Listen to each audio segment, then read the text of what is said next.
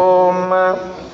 ಜಯತಿ ಹರಿರಚಿಂತ್ಯಃ ಸರ್ವದೇವೈಕವಂದ್ಯಃ ಪರಮಗುರುರಭೀಷ್ಟವಾಪ್ತಿದಃ ಸಜ್ಜನಾನಾಂ ನಿಖಿಲ ಗುಣಗಣಾರ್ಣೋ ನಿತ್ಯ ನಿರ್ಮುಕ್ತದೋಷಃ ಸರಸಿಜನಯನೋऽಸೌ ಶ್ರೀಪತಿರ್ಮಾನದೋರಃ ಅಶೇಷವಾಜ್ಜಾಡ್ಯಮಲಾಪಹಂತ್ರೀ ನವಂ ನವಂ ಸ್ಪಷ್ಟಸೌಭಾಗ್ಯಪ್ರದಾಯಿನಿ ಮಮೇಘಜಿಹ್ವಾಗ್ರಸುರಂಗನರ್ತಕೀ ಭವ ಪ್ರಸನ್ನಾ ವದನೆ ಚ ಮೇ ಶ್ರೀಃ ವ್ಯಾಪ್ತಿರ್ಯಸ್ಯ ನಿಜೇ ನಿಜೇನ ಮಗಸಾ ಪಕ್ಷೇ ಸಪಕ್ಷೇ ಸ್ಥಿತಿಃ ವ್ಯಾವೃತ್ತಿಶ್ಚ ವಿಪಕ್ಷತೋತ ವಿಷಯೇ ಸತ್ಯರ್ನ ವೈ ಬಾಧಿತೆ ನೈವಾಸ್ತಿ ಪ್ರತಿಪಕ್ಷಯುಕ್ತಿರತುಲಂ ಶುದ್ಧಂ ಪ್ರಮಾಣಂ ಸಮೇ ಭೂಯಾತ್ ತತ್ವವಿನಿರ್ಣಯಾಯ ಭಗವಾನ್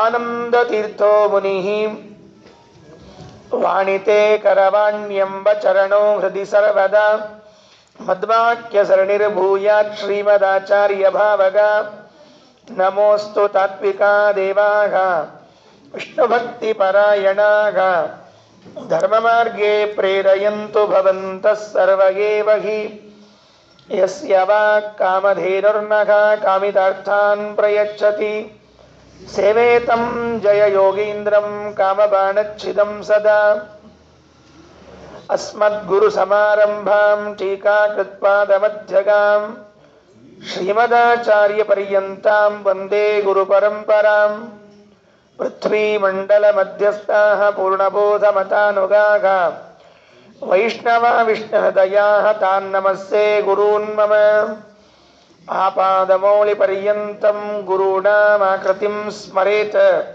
ತೇನ ವಿಘ್ನಾಃ ಪ್ರಣಶ್ಯಂತಿ ಸಿದ್ಧ್ಯಂತಿ ಚ ಮನೋರಥಾಃ ಓಷ್ಠಾಪಿಧಾನಾನಕುಲೀದಂತೈಃ ಪರಿವೃತಾಪವಿಃ ಸರ್ವಸ್ಯೈವಾಚ ಈಶಾನ ಚಾರುಮಾಮಿಹ ವಾದಯೇತ್ ಕಾಂತಾಯ ಕಲ್ಯಾಣ ಗುಣೈಕಧಾಮ್ನೇ ನಮದ್ಯುನಾಥ ಪ್ರತಿಮಪ್ರಭಾಯ ನಾರಾಯಣಾಯ ಕಿಲ ಕಾರಣಾಯ ಶ್ರೀಪ್ರಾಣನಾಥಾಯ ನಮಸ್ಕರೋಮಿ.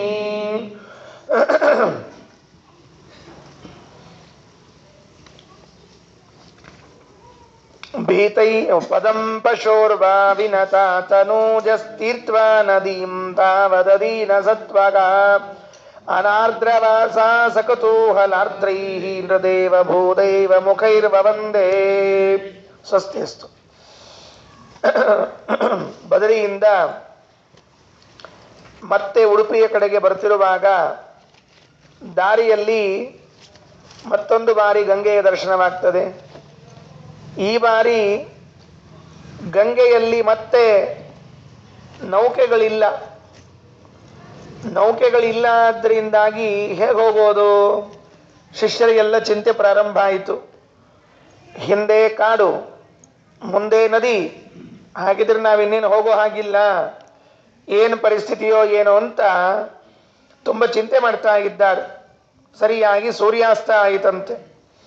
ಅಷ್ಟೊತ್ತಿಗೆ ಆಚಾರ್ಯರು ಕೂಡ ಅವರ ಕಣ್ಣಿನಿಂದ ಮರೆಯಾಗಿಬಿಟ್ಟಿದ್ದಾರೆ. ಈ ಬಾರಿ ಆ ಕಡೆ ನಡೀತಾ ಹೋಗ್ತಿರುವಾಗ ನದಿ ಮೇಲೆ ನಡ್ಕೊಂಡೇ ಹೋಗ್ಬಿಟ್ರಂತ ಆಚಾರ್ಯ. ಸುಮ್ಮನೆ ಈಜಾಡ್ಕೊಂಡು ಹೋಗೋದು, ನೀರಿನಲ್ಲಿ ಇಳಿಯೋದು, ಇದೆಲ್ಲ ಬೇಡವೇ ಬೇಡ. ಹಾಗಾದರೆ ಈಗ ಹೇಗೆ ಹೋಗೋದು ಅಂತಂದರೆ, ನೀರಿನ ಮೇಲೆ ಅನಾಯಾಸವಾಗಿ ನೆಲದ ಮೇಲೂ ಅಷ್ಟು ಸುಲಭವಾಗಿ ನಡಿಲಿಕ್ಕಿಲ್ವೇನೋ ಅನ್ನುವಂತೆ ನೀರಿನ ಮೇಲೆ ನಡೆದು ಬಿಟ್ರು. ನಡೀತಾ ಹೋಗ್ತಾ ಇದ್ದಾರೆ. 2 ಬಾರಿ ಗಂಗಾವತರಣ ಬಂದಿದೆ. ಹಿಂದಿನ ಬಾರಿ ಬಂದಾಗ ನೀರಿನಲ್ಲಿ ಇಳಿದು ಈಜಿಕೊಂಡು ಎಲ್ಲರನ್ನೂ ಒಬ್ಬರ ಹಿಂದೆ ಒಬ್ಬರನ್ನ ಕರೆದುಕೊಂಡು ಹೋಗಿದ್ದು ಬಂದಿದ್ರೆ, ಈ ಬಾರಿ ಆಚಾರ್ಯರು ಜಲಸ್ತಂಭನ ವಿದ್ಯೆಯನ್ನು ಪ್ರಯೋಗ ಮಾಡ್ತಾರೆ. ಬಹಳ ಬಹಳ ಚೆನ್ನಾಗಿದೆ. ಅಣುತ್ವ ಮಹತ್ವಗಳನ್ನು ಪ್ರಯೋಗ ಮಾಡ್ತಾರೆ, ಜಲಸ್ತಂಭನ ವಿದ್ಯೆಯನ್ನು ಪ್ರಯೋಗ ಮಾಡ್ತಾರೆ. ಪರಚಿತ್ತಾಭಿಜ್ಞತ್ವ ಅಂತ ಒಂದು ವಿದ್ಯೆ, ಇನ್ನೊಬ್ಬರ ಮನಸ್ಸಿನಲ್ಲಿ ಏನಿದೆ ಅಂತ ನೋಡಿಯೇ ತಿಳ್ಕೊಳ್ಬಹುದು. ಅಂಥ ಒಂದು ಸಾಮರ್ಥ್ಯ ಇದೆ ಅಂತೆ. ಅದು ಆಚಾರಲ್ಲಿ ಕಾಣಿಸ್ತದೆ. ಇದೇ 10ನೇ ಸರ್ಗದಲ್ಲಿ ಹೇಳ್ತಾರೆ. ಪಂಚಭೂತಗಳ ಮೇಲೆ ಪಂಚಭೂತಗಳ ಮೇಲೆ ಆಚಾರ್ಯರಿಗೆ ಸ್ವಾಮ್ಯ, ಅದ್ಭುತವಾದ ಸ್ವಾಮ್ಯ. ಅವರು ಬೇಕು ಅಂದರೆ ನೀರು ತಾವು ಹೇಳಿದಂತೆ ಕೇಳಬೇಕು. ಬೆಂಕಿ, ಅಗ್ನಿ, ತೇಜಸ್ಸು ತಮ್ಮ ದಾಸ ಆಳನ್ನಾಗಿ ಮಾಡಿಕೊಂಡವರು ಆಚಾರ್ಯ. ನಮಗೆ ಬೆಂಕಿ, ನೀರು ಅಂತಂದ್ರೆ ಭಯ, ಇಲ್ಲೇನಾಗುತ್ತೋ ಏನಾಗುತ್ತೋ ಅಂಥೇಳಿ. ಆಚಾರ್ಯರ ಮನೆಯ ದಾಸರವರೆಲ್ಲ. ಮಣ್ಣು, ಅದನ್ನು ತಮಗೆ ಹೇಗೆ ಬೇಕೋ ಹಾಗೆ ನಡೆಸಿಕೊಳ್ಳುವಂತಹ ಸಾಮರ್ಥ್ಯ ಇದ್ದವರು ಆಚಾರ್ಯರು. ಈ ಎಲ್ಲ ಘಟನೆಗಳು ಈ ಸರ್ಗದಲ್ಲಿ ಬರ್ತಾ ಹೋಗುತ್ತೆ. ದುರ್ಯೋಧನ ದೂರ್ವಾಸರನ್ನ ಒಂದು 4 ತಿಂಗಳು ಮನೆಯಲ್ಲಿ ಇಟ್ಟುಕೊಂಡಿದ್ದಂತ. ಚಾತುರ್ಮಾಸ್ಯ, ದೂರ್ವಾಸರ ಚಾತುರ್ಮಾಸ್ಯ ದುರ್ಯೋಧನ ಮನೆಯಲ್ಲಿ ಅಂತ ಟೈಟಲ್ ಚೆನ್ನಾಗಿದೆ. ದುರ್ಯೋಧನ ಮನೆಯಲ್ಲಿ ದೂರ್ವಾಸರ ಚಾತುರ್ಮಾಸ್ಯ ಹಾಗಾಗ್ತಿರ್ತದಲ್ಲ. ಪುಣ್ಯಕ್ಷೇತ್ರದಲ್ಲಿ ಚಾತುರ್ಮಾಸ್ಯ ಇದ್ದ ಹಾಗಿತ್ತವ್ರದ್ದು. ಅವರು ಕೂತಿದ್ರು, ಗೊತ್ತಿತ್ತು ದೂರ್ವಾಸರಿಗೆ ಯಾಕೆ ಕೂಡಿಸ್ಕೊಂಡಿದ್ದಾನೆ ಅಂತ. ಸರ್ವಜ್ಞರವರು, ರುದ್ರದೇವರ ಅವತಾರಿಗಳು, ಅವರಿಗೇನು ತಿಳಿದಿಲ್ಲ ಅಂತಲ್ಲ. ಕೂತಿರುವಾಗ 4 ತಿಂಗಳಾದ್ಮೇಲೆ ಕೇಳಿದ್ದಂತೆ, ನಿಮ್ಗೆ ಇಷ್ಟು ಸೇವೆ ಮಾಡಿದ್ದೀನಿ, ಏನು ಕೊಡ್ತೀರಿ ನಂಗೆ ಏನಂತೆ. ಗೊತ್ತಾಯ್ತಲ್ಲ ಯಾಕೆ ಚಾತುರ್ಮಾಸ್ಯ ಕೂಡಿಸ್ಕೊಂಡಿದ್ದ ಅಂತೇಳಿ. ಯಾರೋ ಹೇಳ್ತಿರ್ಬೇಕಂತೇನ್ರಿ, ಹೇಳ್ತಿರ್ಬೇಕಂತೆ. ಚಾತುರ್ಮಾಸ್ಯ ಹೆಂಗೆ ಮಾಡಿದೆ? ಗುರುಪಾದಕ ಮಹಿಮಾ, ಗುರುಪಾದಕ ಮಹಿಮಾ ಅಂತ ಹೇಳ್ತಿದ್ದಂತವ. ಚಾತುರ್ಮಾಸ್ಯ ಕೂಡಿಸ್ಕೊಂಡಿದ್ದ ಸ್ವಾಮಿಗಳನ್ನ. 4 ತಿಂಗಳಾಯಿತು. ಭಾರಿ ವೈಭವದಿಂದ ಮಾಡಿದ್ದಂತ ಚಾತುರ್ಮಾಸ್ಯ. ಕೈಯಾಗ 1 ಪೈಸಾ ಇದ್ದಿದ್ದಿಲ್ಲ. ಚಾತುರ್ಮಾಸ್ಯ ಮುಗಿದ ಮೇಲೆ ಗುರುಗಳು ಕೇಳಿದಂತಲ್ಲೋ, ಇಷ್ಟು ಚಂದ ಚಾತುರ್ಮಾಸ್ಯ ಮಾಡಿದೆ, ಹೆಂಗೆ ಮಾಡಿದೆ? ಗುರುಪಾದ ಮಹಿಮಾ, ಗುರುಪಾದ ಮಹಿಮಾ ಅನ್ನೋ ಅರ್ಥ ಹೇಳಿದ್ರು ಸ್ವಾಮಿಗಳಿಗೆ ಏನಂತೇಳಿ. ಹೊರಗೆ ಬಂದು ನೋಡಿದ್ರೆ ಚಾತುರ್ಮಾಸ್ಯ ಮುಗಿದ ದಿವಸ ಹೋಗ್ಬೇಕಾದ್ರೆ ಅವ್ರದ್ದು ಬಂಗಾರ ಚಪ್ಪಲಿ ಇದ್ದಿದ್ದಿಲ್ಲ ಅಲ್ಲಿ. ಕಡಾವಿ ಶಿಷ್ಯ ಗುರುಪಾದ ಮಹಿಮಾ ಅಂದಿದ್ದವ. ಗುರುಗಳದೇನು ಬೆಳ್ಳಿಯು ಬಂಗಾರ ಪಾದಕ ಇರ್ತಾವ, ತಗೊಂಡೋಗಿ ಗಿರಿವಿ ಇಟ್ಬಿಟ್ಟಿದ್ದ ಶೇಟು ಅಂಗಡಿಯಾಗ. ಮಹಿಮಾದಿಂದ ಚಾತುರ್ಮಾಸ್ಯ ಮುಗಿಸಿದ್ದವ. ಗುರುಪಾದ ಮಹಿಮಾ, ಗುರುಪಾದ ಮಹಿಮಾ ಅಂತ. ಅದಕ್ಕೆ ಗುರುಪಾದನ ಪ್ರೌಢ ಅಂತ ಹಿಂಗೆ ಕರಿತಿರ್ತಾರೆ ಅವ್ರಿಗೆ. ಇಲ್ಲಿ ಅದಕ್ಕೇನಾಯಿತು ಅಂದ್ರೆ, ಈ ದೂರ್ವಾಸರು ಚಾತುರ್ಮಾಸ್ಯ ಕೂತಿದ್ರು. 4 ತಿಂಗಳು ಮುಗಿದ ಮೇಲೆ ಮಂತ್ರ ಕೇಳ್ಕೊಂಡಂತೆ, ಸತ್ತವರನ್ನೆಲ್ಲ ಬದುಕಿಸ್ಬೇಕು ಅಂದ. ಎಷ್ಟು ದುರ್ಬುದ್ಧಿ, ಎಷ್ಟು ದೂರಾಲೋಚನೆ ಅವನದ್ದು. ಯಾಕೆ? ನಾಳೆ ಮಹಾಭಾರತ ಯುದ್ಧದಲ್ಲಿ ನಮ್ಮವ್ರು ಯಾರು ಬದುಕೋದಿಲ್ಲ ನಿಶ್ಚಿತ ಅವನಿಗೆ ಗೊತ್ತು. ಆ ಸತ್ತವರನ್ನೆಲ್ಲ ಬದುಕಿಸ್ಬೇಕಲ್ಲ ಅಂತ ಹೇಳಿ ಹೀಗೆ ಮಂತ್ರ ಸಿದ್ಧಿ ಮಾಡ್ಕೊಂಬೋಣ ಅಂದ. ಕೊಡ್ತೀನಿ ಅಂದ್ರು. ಮಂತ್ರ ಸಿದ್ಧಿ ಮಾಡಿಕೊಳ್ಳಿಕ್ಕೆ ಮಂತ್ರ ಕೊಡ್ರಿ ಗುರುಗಳೇ ಅಂದ್ರೆ ದೂರ್ವಾಸರು ಅಂದ್ರು ಅವಶ್ಯವಾಗಿ ಕೊಡ್ತೀನಿ ಅಂದ್ರು. ಎಲ್ಲಿ ಕೂಡಬೇಕು ಅಂದವ. ಅದು ಯಾರೂ ಇಲ್ಲದೆ ಇರೋ ಸ್ಥಳದಲ್ಲಿ ಕೂತು ಮಾತ್ರ ಮಾಡಬೇಕು ಅಂದ್ರೆ ಆಗತ್ತೆ ಅಂದ್ರು. ಯಾರೂ ಬರದೇ ಇರೋ ಸ್ಥಳ ಅಂದ್ರೆ ನೀರಿನೊಳಗೆ ಮಾತ್ರ. ಯಾಕಂದ್ರೆ ಎಲ್ಲಿ ಹೋದ್ರು ಬಂದೇ ಬಿಡ್ತಾರ್ರಿ ಯಾರೊಬ್ರು. ಅದಕ್ಕೆ ನೀರಿನಲ್ಲಿ ಕುಳಿತುಕೊಂಡು ಮಾಡ್ತೀನಿ, ಅದಕ್ಕೊಂದು ವಿದ್ಯೆ ಕೊಡ್ರಿ ಎಂದು ಜಲಸ್ತಂಭನ ವಿದ್ಯೆ ಅಂತ ಕೊಟ್ಟರು ದೂರ್ವಾಸರು. ದುರ್ಯೋಧನ ದೂರ್ವಾಸರಿಂದ ಮಂತ್ರೋಪದೇಶವನ್ನು ಪಡೆದುಕೊಂಡು ಜಲಸ್ತಂಭನ ವಿದ್ಯೆ ಕಲ್ತಿದ್ದ. ನೀರಿನಲ್ಲಿ ಕೂತಿದ್ರು 1 ಹನಿ ನೀರು ಹತ್ತೋಂಗಿಲ್ಲ ಮೈಗೆ. ಎಂಥ ಅದ್ಭುತವಾದ ವಿದ್ಯೆ ಇದು. ನೀರಿನಲ್ಲೇ ಕೂತಿರ್ತಾರೆ, ನೀರಿನಲ್ಲೇ ನಡೆದಾಡ್ತಾರೆ, ಏನೇನಾಗೋದಿಲ್ಲ ಅದು. ಇಂಥ ವಿದ್ಯೆಯನ್ನು ದೂರ್ವಾಸರಿಂದ ಮಂತ್ರೋಪದೇಶ ಪಡೆದವನು ದುರ್ಯೋಧನ. ಆದರೆ ವಾಯುದೇವರಲ್ಲಿ ಸ್ವಾಭಾವಿಕ ಸಿದ್ಧ ಅದು. ಭಾಗವತದಲ್ಲಿ ಹೇಳುವಾಗ ಈ ಮಾತು ಬರ್ತದೆ, ಸ್ವತಃ ಸಿದ್ಧವಾಗಿರುವಂತಹ ಮಂತ್ರಗಳಿದೆಲ್ಲ ಆಚಾರ್ಯರಿಗೆ, ಸಿದ್ಧಿಗಳಿವೆಲ್ಲವೂ. ಆಯಿತು. ಪದಂ ಪಶೋರ್ವಾ ವಿನತಾ ತನೂಜಾಗ ತೀರ್ತ್ವಾ ನದೀಂ ತಾವದೀನ ಸತ್ವಾಗ ಅನಾರ್ದ್ರವಾಸ ಸಕುತೂಹಲಾರ್ದ್ರೈಃ ನೃದೇವ ಭೂದೇವ ಮುಖೈರ್ವವಂದೇ. ಹೇಗೆ ದಾಟಿದ್ರು ನದಿಯನ್ನ? ಗಂಗಾ ನದಿಯನ್ನು ದಾಟಿದ್ದಕ್ಕೊಂದು ದೃಷ್ಟಾಂತ ಕೊಡ್ತಾರೆ. ಪದಂ ಪಶೋರ್ವಾ ವಿನತಾ ತನೂಜಃ. ಒಂದು ಸಣ್ಣ ಕರುವಿನ ಹೆಜ್ಜೆ, ಆಕಳ ಮರಿ ಕರು ಇರ್ತದಲ್ಲ, ಆ ಕರು ನಡೀತಾ ಹೋಗ್ತಿದ್ರೆ ಮಣ್ಣಿನ ನೆಲದಲ್ಲಿ, ಅದು ರಾಡಿ ನೆಲ ಇದ್ರೆ, ಹಸಿಯಾದ ನೆಲ ಇದ್ರೆ ಅದಕ್ಕೆ ಕಾಲು ಮೂಡಿರ್ತದಂತ. ಆ ತೆಗ್ಗಿನಲ್ಲಿ ನೀರು ಬಿದ್ದಿದ್ರೆ ಅದನ್ನು ದಾಟ್ಲಿಕ್ಕೆ ಎಷ್ಟು ಆಯಾಸ ಆಗ್ಬೇಕು. ಅಪ್ಪ ಅಂತಂತಾರೆ ಯಾರಾದರೂ. ಏನಿಲ್ಲ, ಯಾಕೆ? ದಾಟಿದ್ದೇ ಗೊತ್ತಾಗೋದಿಲ್ಲ. ಪದಂ ಪಶೋರ್ವ ವಿನತಾ ತನೂಜಃ. ವಿನತಾ ತನೂಜಃ ಅಂದ್ರೆ ಗರುಡ. ಗರುಡ ಹೇಗೆ ಆ ಕರುವಿನ ಹೆಜ್ಜೆಯ ನೀರನ್ನು ದಾಟ್ಲಿಕ್ಕೆ ಆಯಾಸ ತಗೊಳ್ಳೋದಿಲ್ವೋ, ಹಾಗೆ ನಮ್ಮ ಆಚಾರ್ಯರಿಗೆ ಗಂಗಾ ನದಿ ದಾಟೋದೇನು ಆಯಾಸ ಆಗಿರ್ಲಿಲ್ವಂತ. ಪದಂ ಪಶೋರ್ವ ವಿನತಾ ತನೂಜಃ ತೀರ್ತ್ವಾ ನದೀಂ ತಾವದೀನ ಸತ್ವಗ. ನದಿಯನ್ನು ದಾಟಿಬಿಟ್ರು. ಅನಾರ್ದ್ರ ವಾಸಾಹ. 1 ಹನಿ ಒದ್ದೆ ಆಗಿಲ್ಲ ಬಟ್ಟೆ, ಒಣ ಬಟ್ಟೆ. ಅಲ್ರಿ ನೀರ್ ಮೇಲೆ ನಡ್ಕೊಂಡು ಹೋದ್ರೆ ಒದ್ದಿ ಹೆಂಗಾಗಬೇಕು? ಮತ್ತೆ ನೀರಿನೊಳಗಿಳಿದ್ರೆ ಒದ್ದಿ ಆಗ್ತದೆ. ನೀರು ಏನಿಲ್ಲೇ ಇಲ್ಲ, ನಡ್ಕೊಂಡು ಹೋದ್ರು. ಆ ಕಡೆ ದಂಡೆಯ ಮೇಲೆ ಒಂದು ಒಂದು ಸಭೆ, ಸಾಯಂಕಾಲದ ಸಭೆ, ರಾತ್ರಿ ಸಭೆ ಅಂತಿರ್ತದಲ್ಲ, ರಾಜರು ಆ ಎಲ್ಲ ವಿದ್ವಾಂಸರನ್ನ ಕೂಡಿಸಿಕೊಂಡು ಸಭೆ ನಡೆಸ್ತಾ ಇದ್ರಂತ. ರಾಜ ಇದ್ದಾನೆ, ವಿದ್ವಾಂಸರು ಇದ್ದಾರೆ, ದೊಡ್ಡ ದೊಡ್ಡ ಮಂಡಳಿಗಳು ಸೇರಿಕೊಂಡು ವ್ಯಾಖ್ಯಾರ್ಥ ನಡೀತಾ ಆಗಿದ್ರೆ ಹಿಂಗೆ ನಡೀತಾ ಬರೋದನ್ನ ಎಲ್ಲ ಕಣ್ಣಾರೆ ಕಂಡ್ರಂತ. ಏನಾಗ್ಬೇಡ್ರಿ, ಎಲ್ಲಾದರೂ ಕಣ್ಣಾರೆ ಕಂಡ್ರೆ ಈ ಗ್ರಾಫಿಕ್ಸ್ ಮಾಡಲ್ಲ. ಮತ್ತೆ ಕೆಲವೆಲ್ಲ ಈಗ ಫೇಸ್ಬುಕ್ ಅಲ್ಲೋ ಅಲ್ಲಿ ಇಲ್ಲಿ ಎಲ್ಲ ಕೈ ಚಳಕ ತೋರಿಸ್ಬಿಡ್ತಾರೆ. ಮೊನ್ನೆ ಯಾರು ಹಾಕಿದ್ರು, ಹನುಮಂತ ಹೊರಟಿದ್ದ ನೋಡ್ರಿ ಅಂತ ಹಾಕಿದ್ರು. ನನ್ಗೆ ಗಾಬರಿ ಆಯ್ತು, ಇವ್ರಿಗೆ ಯಾವಾಗ ಕಾಣಿಸಿತೋ ಏನೋ ಅಂತ ಹೇಳಿ. ಯಾಕಂದ್ರೆ ಏನೋ ಸಂಧ್ಯಾವಂದನೆ ಮಾಡದೇ ಇದ್ದವ್ರಿಗೆ ಹನುಮಂತ ಕಾಣಿಸ್ಲಿಕ್ಕೆ ಶುರು ಮಾಡಿದ್ರೆ ಮತ್ತೆ ಮಾಡೋರು ನಮಗೆ ಯಾಕೆ ಕಾಣಿಸೋದಿಲ್ಲ ಪ್ರಶ್ನೆ ಶುರು ಆಗ್ತದೆ. ಅದಕ್ಕೆ ಇದೆಲ್ಲ ಸುಳ್ಳು. ಹಂಗೆ ಕೈ ಚಳಕ ಅಲ್ಲ. ಬಂದ್ರು ಆಚಾರ್ಯರು, ನೀರ್ ಮೇಲೆ ನಡ್ಕೊಂಡು ಬಂದ್ರು, ಎಲ್ಲರೂ ನೋಡಿದ್ರು. ರಾಜನಿಗೆ ಅಂತೂ ಆಶ್ಚರ್ಯ. ಇಂಥ ಒಬ್ಬ ತೇಜಸ್ವಿ ಪುರುಷರನ್ನ ಕಂಡಿದ್ದೇ ಮೊದಲನೇ ಬಾರಿ ಜೀವನದಲ್ಲಿ. ಸಾಷ್ಟಾಂಗ ಬಿದ್ರು ಪಂಡಿತರು, ರಾಜರು, ಎಲ್ಲರೂ ಅವ್ರು ಕರ್ಕೊಂಡು ಬಂದು ದೊಡ್ಡ ಆಸನ ಮೇಲೆ ಕೂಡಿಸಿ ತಾನೇ ಕೆಳಗೆ ಕೂತ್ಬಿಟ್ಟ.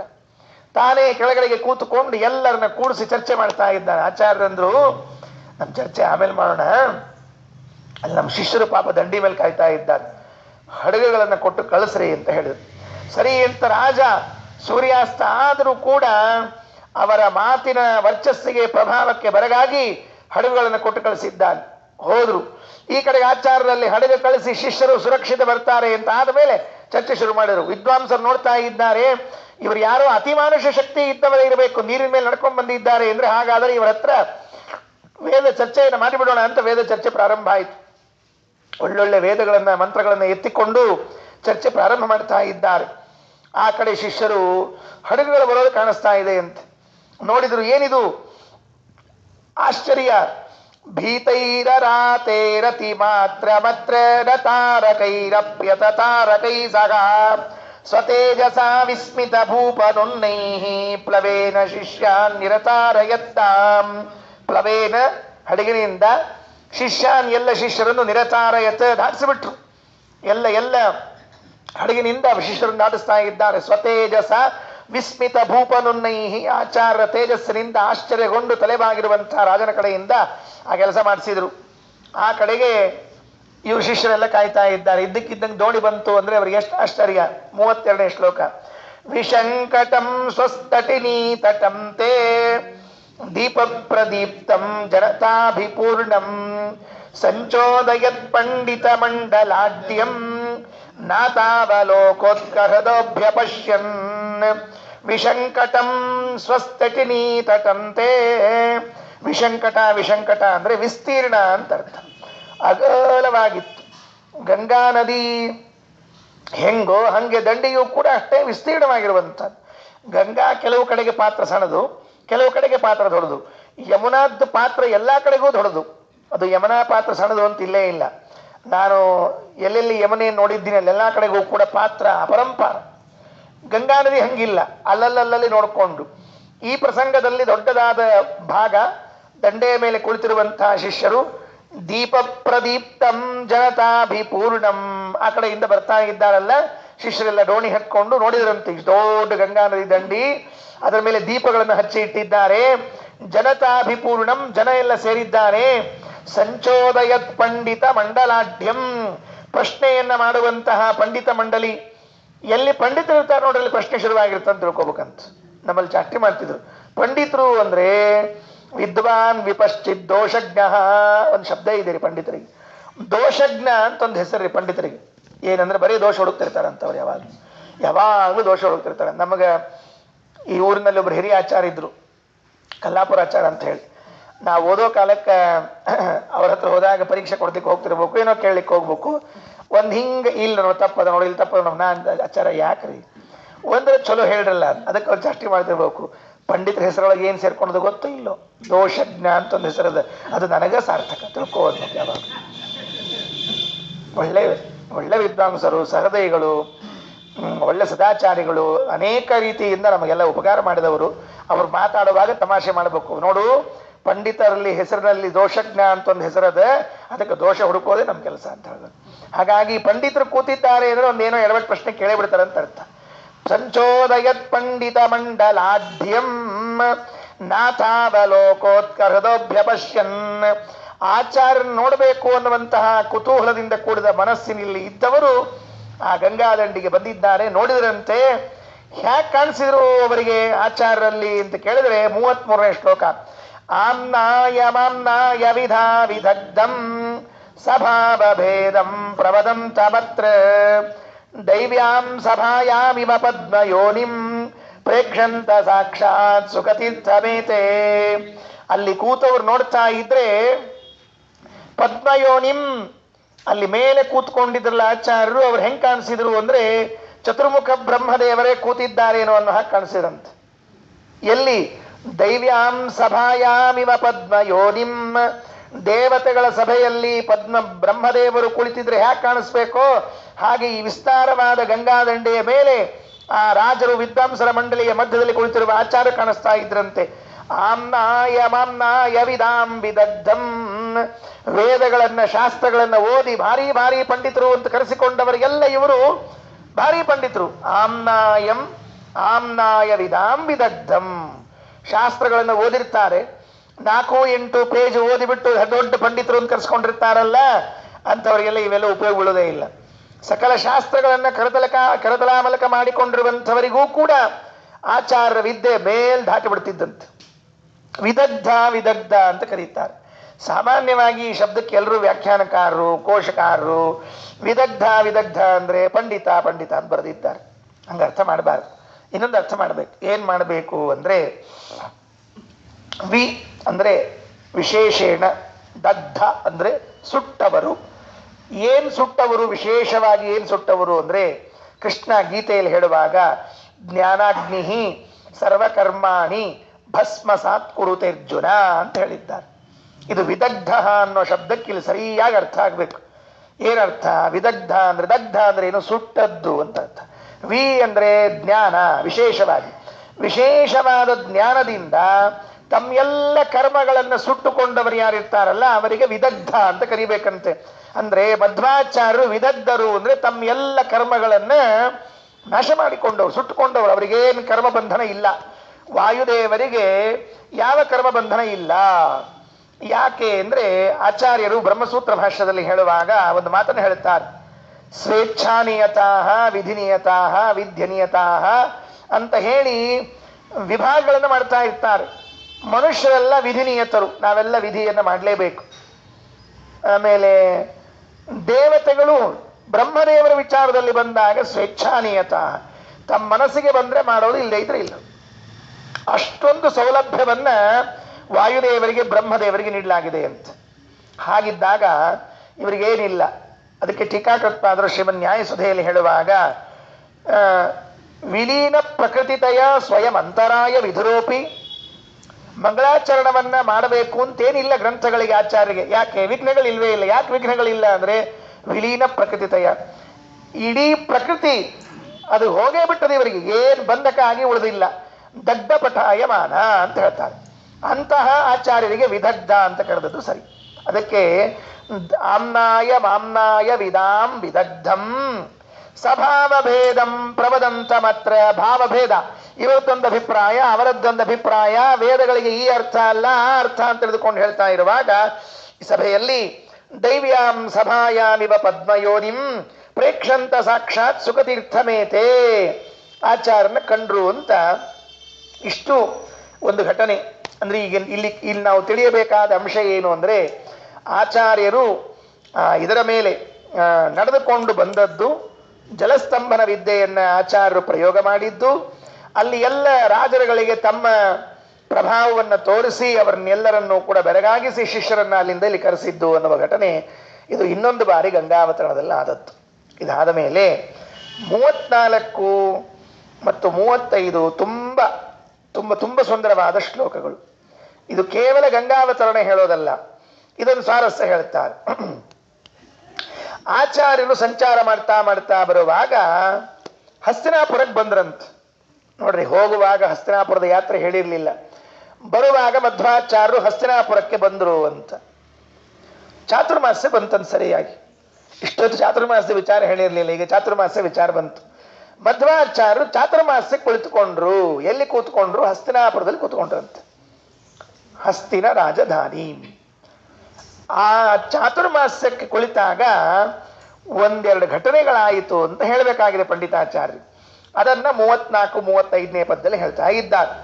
ಪ್ರಾಪ್ತಸ್ತತೋ ಹಸ್ತಿನ ರಾಜಧಾನೀಂ ಮಾಸಾನುವಾಸೇ ಸವಾಸ ಯೋಗ್ಯಾನ್ ಮಠಾಂತರೇನಂತ ಗುಣಾಂತರ ಸನ್ ಏಕಾಂತ ದೇಶೇ ಸರಿತೋ ಸಮೀಪೆ.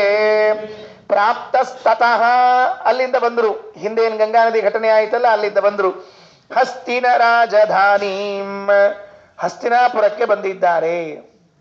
ಬಂದು ಮಾಸಾನ್ ಉವಾಸೇ ಸವಾಸ ಯೋಗ್ಯಾನ್ ಸವಾಸ ಯೋಗ್ಯಾನ್ ವಾಸ ಮಾಡಲು ಯೋಗ್ಯವಾದ ಮಾಸಗಳು ಅಂದ್ರೆ ಚಾತುರ್ಮಾಸ್ಯಗಳು. ಒಂದೇ ಕಡೆಗೆ ವಾಸ ಮಾಡಬೇಕಲ್ಲ, ಅಂಥದ್ದು ಯಾವುದು? ಚಾತುರ್ಮಾಸ್ಯ. ಮಠಾಂತರೇ ನಂತ ಗುಣಾಂತರ ಭಗವಂತನಲ್ಲಿ ಮನಸ್ಸಿಟ್ಟಿರುವಂತಹ ಆಚಾರ್ಯರು ಇನ್ನೊಂದು ಮಠದಲ್ಲಿ ಕುಳಿತರು. ಸನ್ ಏಕಾಂತ ದೇಶೇ ಸರಿತಃ ಅಸಮೀಪೆ. ಹಸ್ತಿನಾಪುರದಲ್ಲೂ ಒಂದು ಗಂಗಾ ನದಿ ಇತ್ತಂತ. ಗಂಗಾ ನದಿ ಇಲ್ಲದೆ ಇರೋ ಜಾಗನೇ ಇಲ್ಲ. ಹಸ್ತಿನಾಪುರದಲ್ಲೂ ಒಂದು ಗಂಗಾ ನದಿ ಇತ್ತು. ಆದರೆ ಆಚಾರ್ಯರು ಚಾತುರ್ಮಾಸ್ಯಕ್ಕೆ ಕುಳಿತ ಗಂಗಾ ನದಿ ಸ್ವಲ್ಪ ದೂರ ಇತ್ತು. ಅಂದ್ರೆ ಆ ಮಠ, ಆಚಾರ್ಯ ಕುಳಿತ ಮಠ ಬೇರೆ ಕಡೆಗೆ, ಗಂಗಾ ನದಿ ಇನ್ನೊಂದು ಕಡೆಗೆ ಇತ್ತಂತೆ ಅಂತ ಈ ಶ್ಲೋಕದಲ್ಲಿ ಚಾತುರ್ಮಾಸ್ಯ ಕುಳಿತರು ಅಂತ ಹೇಳ್ತಾರೆ. ಈ ಹಸ್ತಿನಾಪುರದಲ್ಲಿ ಒಂದು ಸಣ್ಣ ಮಾತನ್ನ ಹೇಳಿ ಮುಂದೆ ಹೊರಡುತ್ತೇನೆ. ಇದೇ ಹಸ್ತಿನಾಪುರಕ್ಕೆ ಇದು ರಾಜಧಾನಿ ಆಗಿತ್ತು. ಯಾರ ಕಾಲಕ್ಕೆ? ಪಾಂಡವರ ಕಾಲದಲ್ಲಿ ಇದು ದೊಡ್ಡ ರಾಜಧಾನಿ. ಇದು ಇಂದ್ರಪ್ರಸ್ಥ ಅಂದ್ರೆ ಡೆಲ್ಲಿ. ಇವತ್ತಿನ ಡೆಲ್ಲಿನ ಮತ್ತೆ ಇಂದ್ರಪ್ರಸ್ಥ ಅಂತ ಕರೀತಿದ್ರು. ಪಾಂಡವರು ಈ ರಾಜ್ಯ ವಿಭಾಗ ಮಾಡಿ ಕೊಟ್ಟಾಗ ಅಲ್ಲಿದ್ರು. ಮುಂದೆ ಕುರುಕ್ಷೇತ್ರದ ಯುದ್ಧ ಮುಗಿದ ಮೇಲೆ, ಎಲ್ಲ ಕೌರವರು ಹೋದ ಮೇಲೆ ಇದೇ ಹಸ್ತಿನಾಪುರದಲ್ಲಿ ರಾಜ್ಯಭಾರ ಮಾಡಿದ ಧರ್ಮರಾಜ. 36 ವರ್ಷ ಫಸ್ಟ್ ಕ್ಲಾಸ್ ಆಗಿ ಈ ಹಸ್ತಿನಾಪುರವನ್ನ ಧರ್ಮರಾಜ ಎಷ್ಟು ದಿವಸ ಆಳಿದ್ದಾನೆ ಅಂದ್ರೆ 36 ವರ್ಷಗಳ ಕಾಲ. 36 ವರ್ಷ ಒಬ್ಬನೇ ರಾಜನಾಗಿದ್ರೆ ಎಷ್ಟು ಅಭಿವೃದ್ಧಿ ಆಗ್ಬೋದು ವಿಚಾರ ಮಾಡಿಕೊಳ್ಳ್ರಿ ಆ ರಾಜ್ಯ. ಅದು ಧರ್ಮರಾಜನಂಥವನಿದ್ರೆ. ದುರ್ಯೋಧನಂಥವರಿದ್ರೆ ಏನಿಲ್ಲ. ದುರ್ಯೋಧನ ಎಷ್ಟು ಬುದ್ಧಿವಂತ ಅಂದ್ರೆ ತಾನು ಬದುಕಿದ್ದಾಗಲೇನೆ ಮುಂದೆ ಪಾಂಡವರಿಗೆ ಟ್ಯಾಕ್ಸ್ ಸಿಗಬಾರದು ಅಂತ ತಿಳ್ಕೊಂಡು ಹೇಳಿ ಮುಂದಿಂದು 4-8 ವರ್ಷ ಟ್ಯಾಕ್ಸ್ ಮೊದಲೇ ತಗೊಂಡ್ಬಿಟ್ಟಿದ್ನಂತ. ಈ ಪ್ರೀಪೇಯ್ಡು ಪೋಸ್ಟ್ ಪೇಯ್ಡು ಅಂತ ಏನು ಬಂದ ನೋಡ್ರಿ ಫೋನ್ ಒಳಗೆ, ಈ ದುರ್ಯೋಧನ ಪೈಕಿ ತೆಗೆದಿರ್ಬೇಕ್ರಿ ಅವರೆಲ್ಲ.